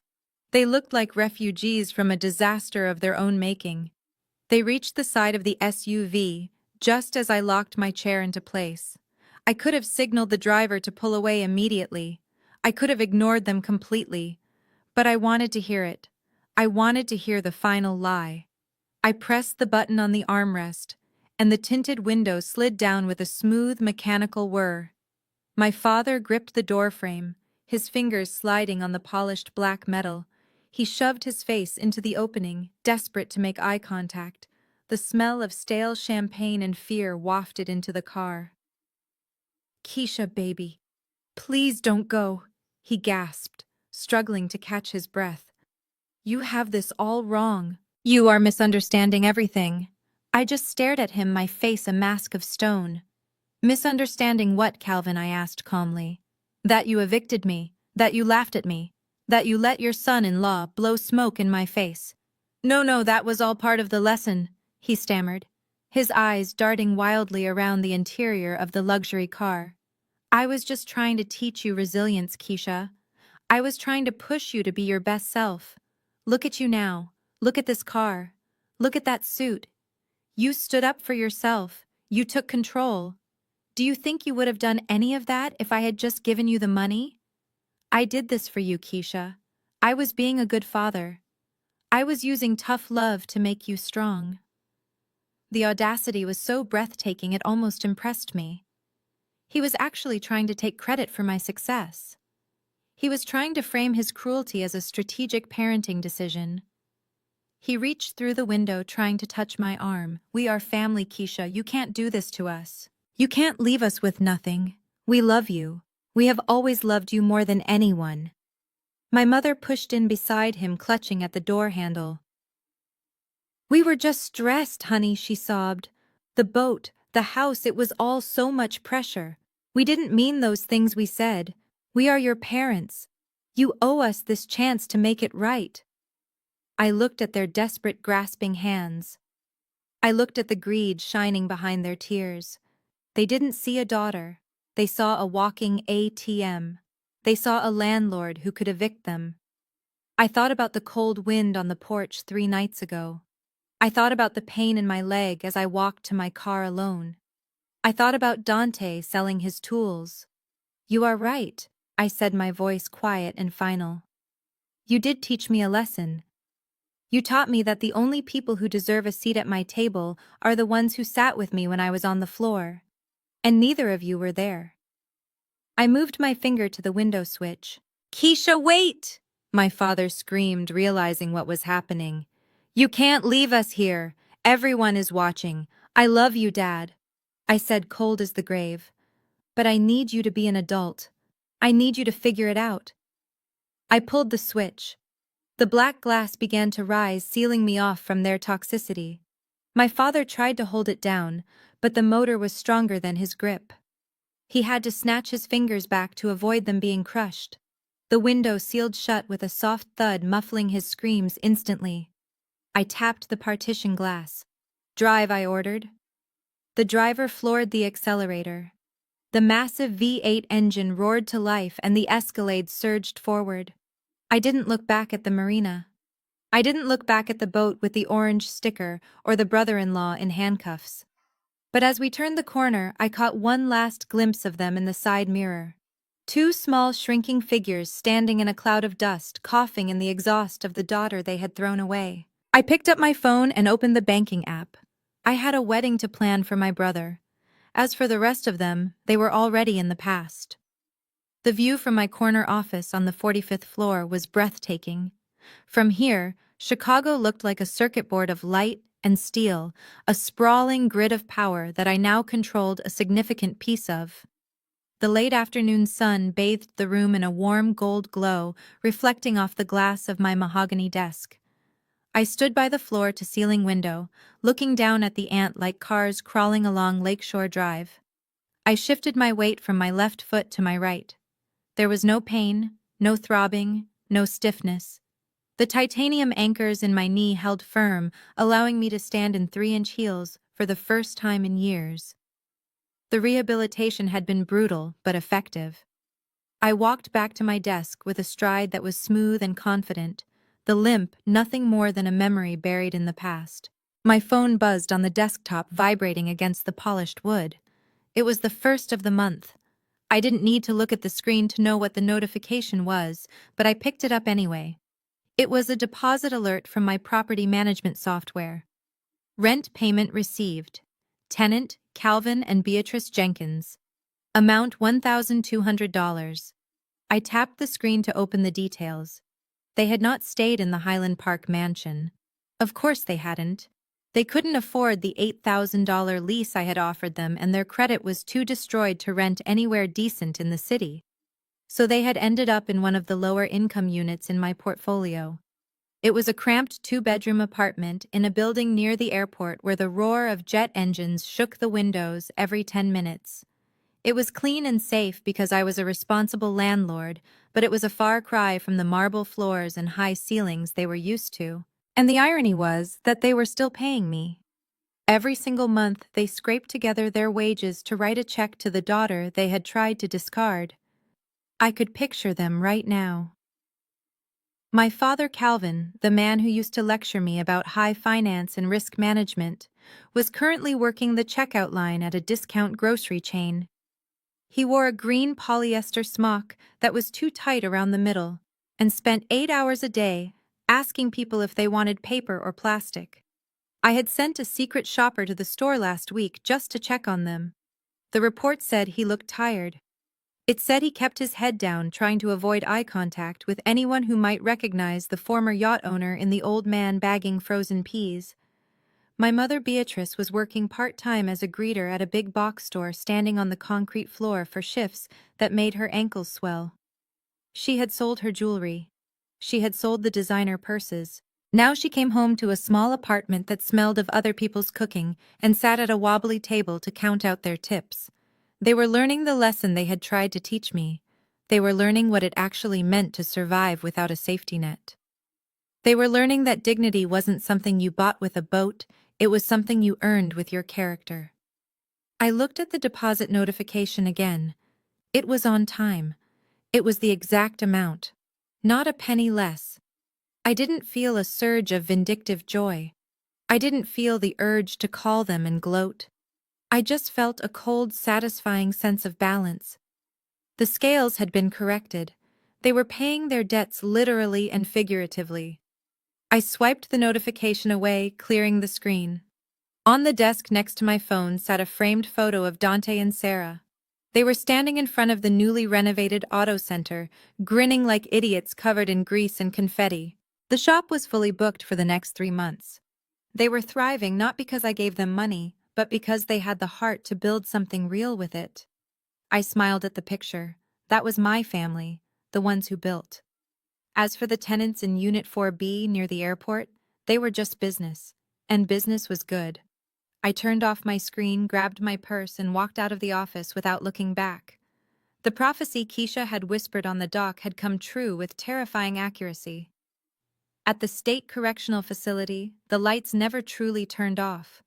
They just dimmed to a sickly yellow hum that buzzed like a trapped fly inside Greg's skull. He was no longer the arrogant logistics manager who leased cars. He could not afford to impress people he did not like. He was inmate number 8,940. He was wearing a faded orange jumpsuit that smelled of industrial detergent and other men's sweat.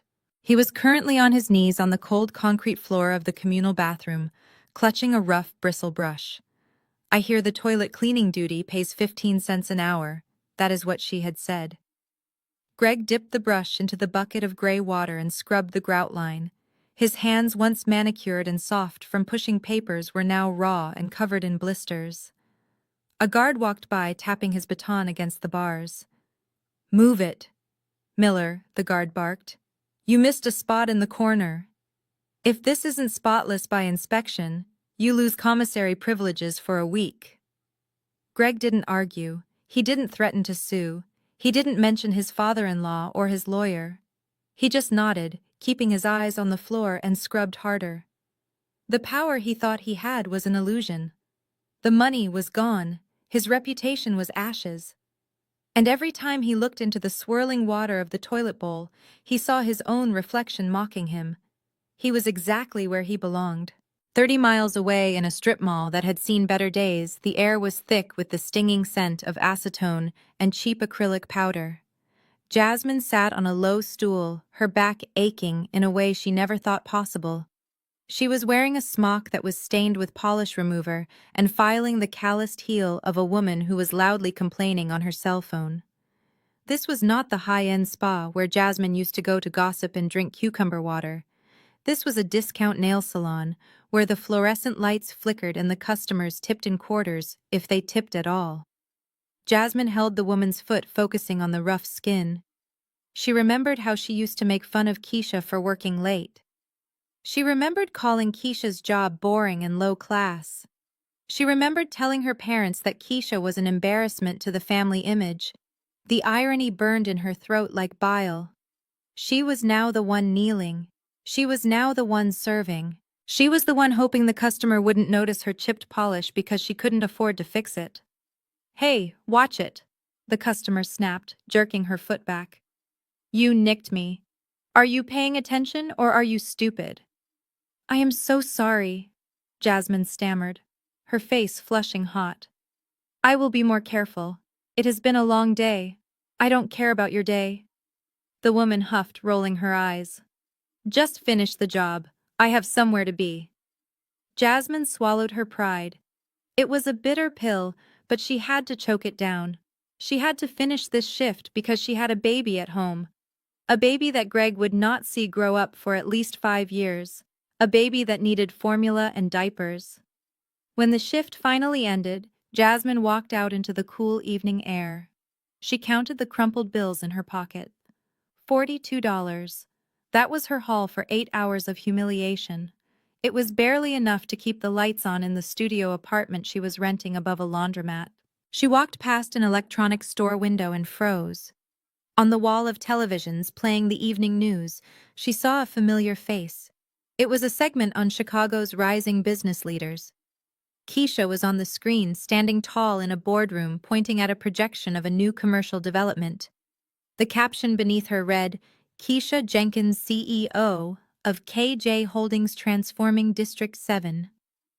She looked powerful. She looked radiant. She looked like a queen. Jasmine looked at her own reflection in the glass. Her hair was messy. Her eyes were tired. Her clothes were cheap. She placed her hand on the glass, touching her sister's image, and finally understood the magnitude of her mistake. She had spent her whole life looking down on the only person who could have lifted her up. Now she was on the ground, and the view from the bottom was lonely.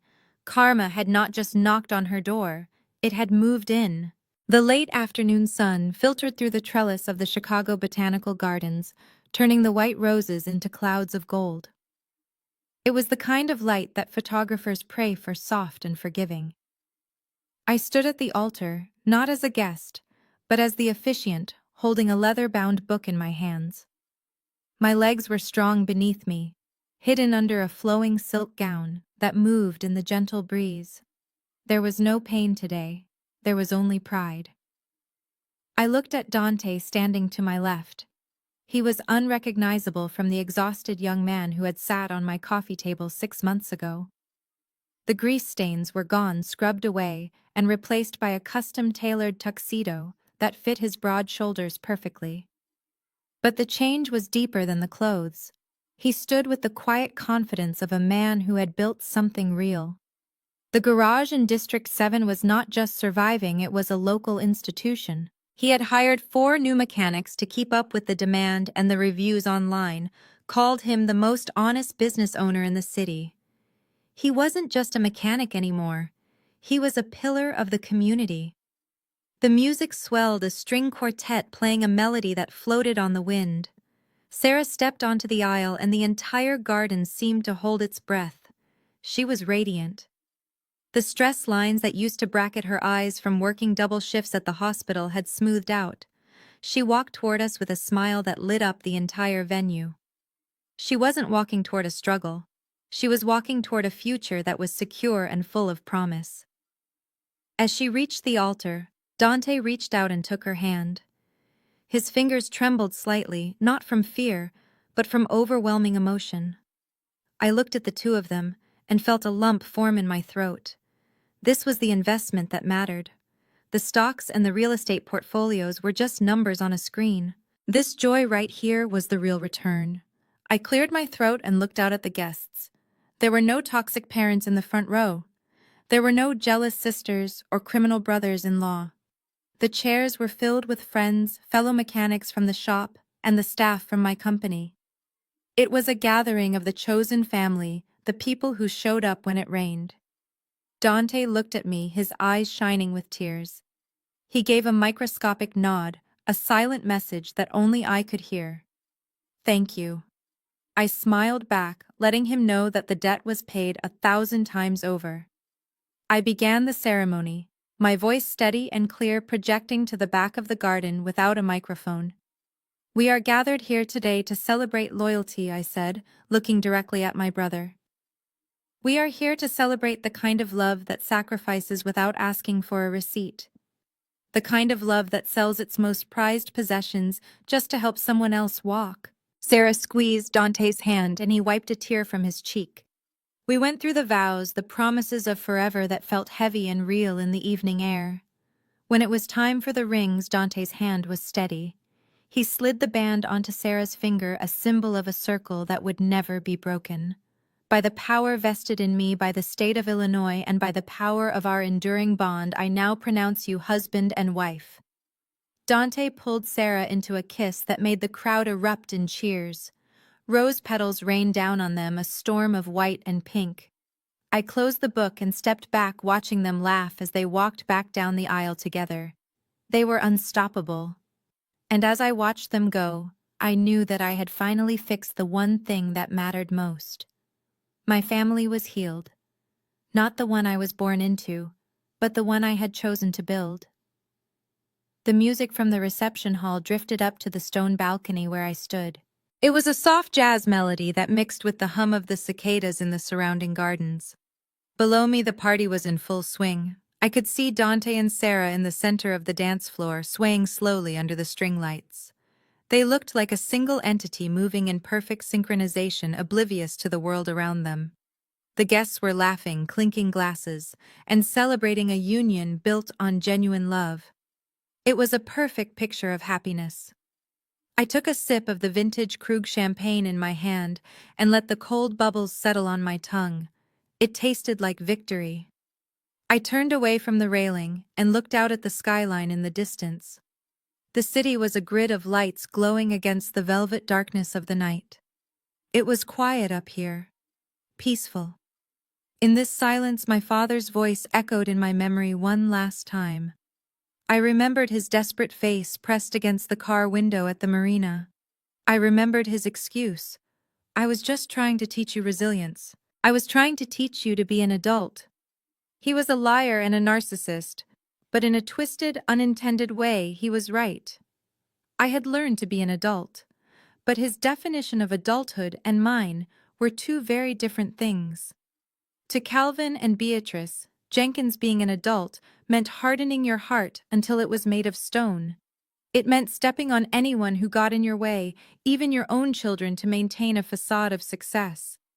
It meant that love was transactional, a commodity to be traded for status or obedience. They thought maturity was the ability to inflict pain without feeling guilt. They thought strength was the ability to abandon people when they were no longer useful. I looked down at the scar on my knee hidden beneath the silk of my gown. I traced the line of it with my mind. They were wrong. Real maturity is not about cruelty. It is about boundaries. It is the profound realization that you are the only person responsible for your own safety and your own peace. Being an adult means recognizing that DNA is nothing more than biology. It is a random lottery of genetics, not a binding contract of servitude. Just because someone shares your blood does not mean they deserve your table. Just because someone gave you life does not mean they have the right to drain the life out of you. I had spent 25 years trying to earn their love, thinking that if I just worked harder, or achieved more, or complained less, they would finally see me. I thought that being a good daughter meant enduring their abuse with a smile. But that wasn't being a good daughter. That was being a victim. The moment I became an adult was not when I made my first million or when I bought the banknote. It was the moment I realized that no is a complete sentence. It was the moment I realized that toxic people are like cancer cells. You do not negotiate with them. You do not try to understand them. You cut them out before they kill you. I looked back down at the dance floor. Dante spun Sarah around and she threw her head back laughing. That was the legacy I wanted to build. I had used my power not to hoard wealth like my father, but to empower the people who actually mattered. I had protected Dante from the fallout of our parents' greed. I had given him the tools to build a life. That was what real power looked like. It wasn't about the boat or the mansion or the Alexander McQueen suit. It was about the ability to shield the people you love from the storm. I set my empty glass on the stone railing. The wind picked up slightly, blowing a loose strand of hair across my face. I didn't brush it away. I felt light. The crushing weight of expectation that I had carried since childhood was gone. The fear of rejection was gone. The need for their approval was dead and buried. My father wanted to teach me a lesson. He wanted me to learn that the world is a cold and unforgiving place where you have to fight to survive. He succeeded. I learned that lesson well. I learned that the world is indeed cold, which is exactly why you have to build your own fire. And if the people standing next to you try to put that fire out, you do not let them stay warm by your flames. You lock the door, you roll up the window, and you drive away. I smoothed down the front of my dress and turned back toward the double doors leading into the reception. The music was picking up tempo, shifting into something upbeat and celebratory. My brother was waiting for me. My friends were waiting for me. My life was waiting for me. I walked back inside, leaving the ghosts of my family in the dark where they belonged. I was Keisha Jenkins. I was the CEO. I was the sister. And finally, fully and completely, I was free.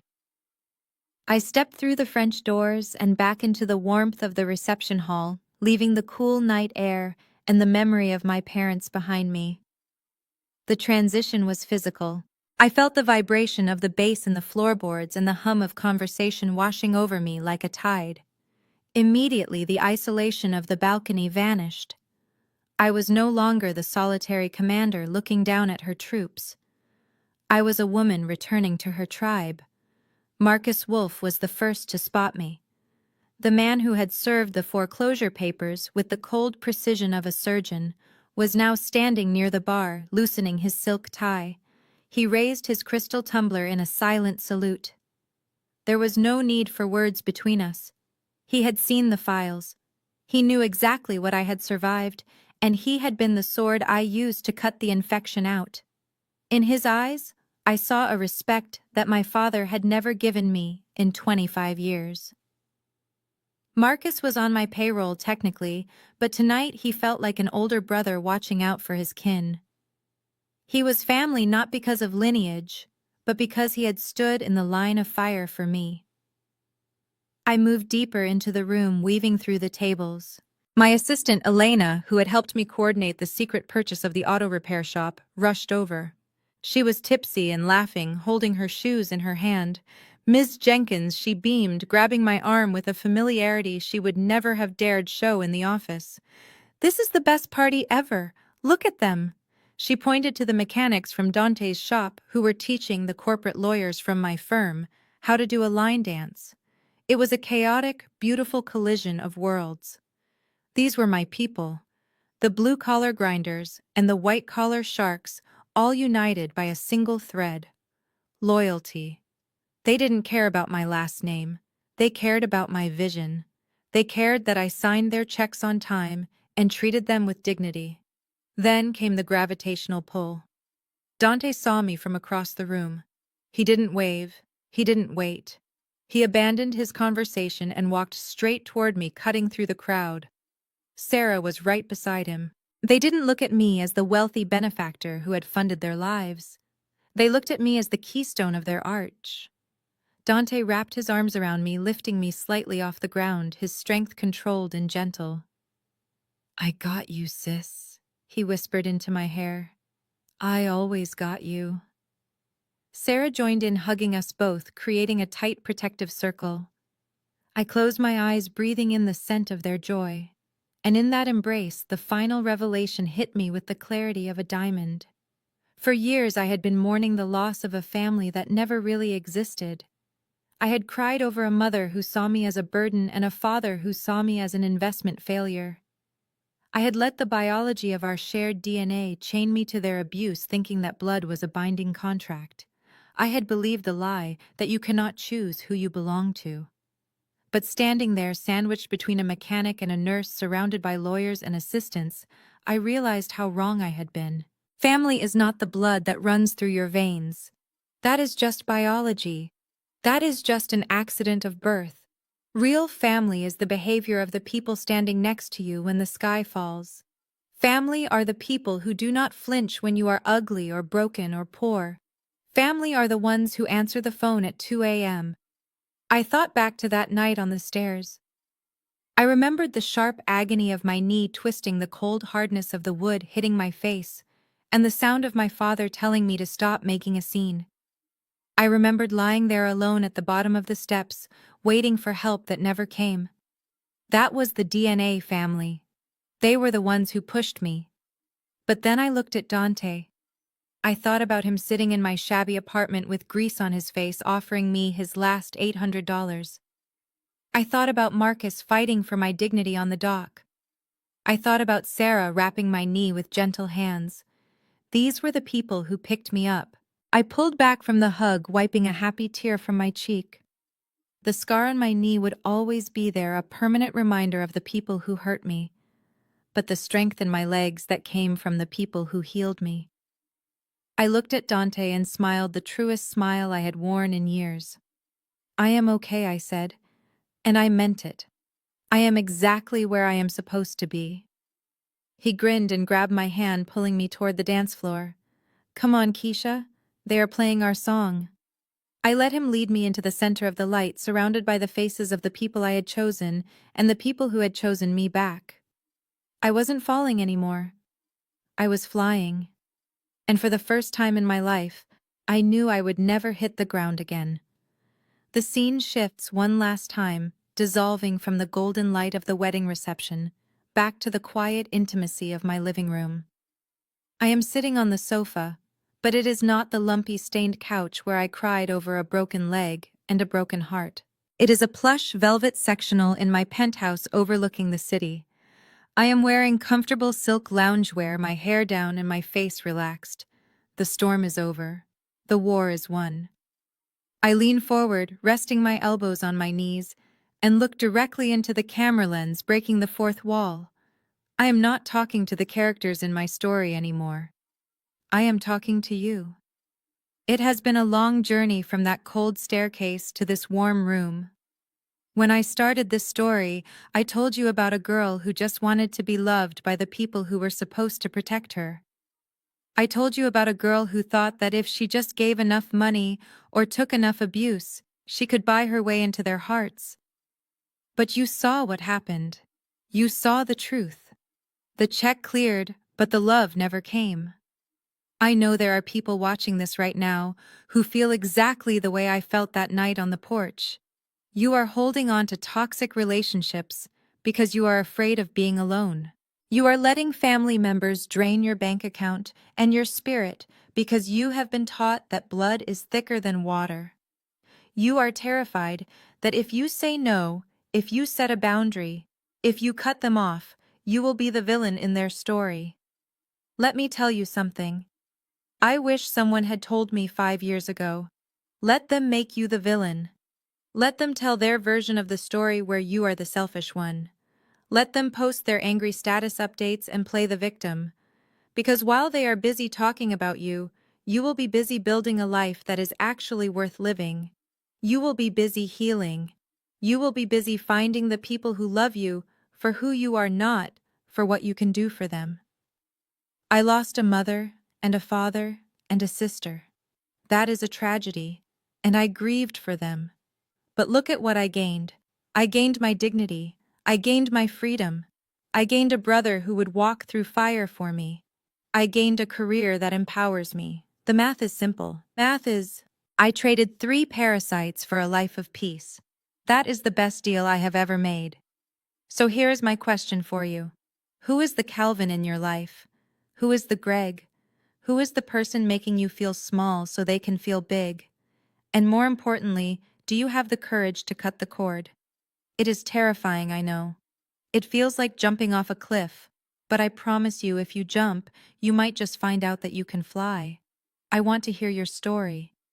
Are you struggling with a toxic family? Have you already walked away and found your own peace? Go down to the comments section right now and tell me, share your truth.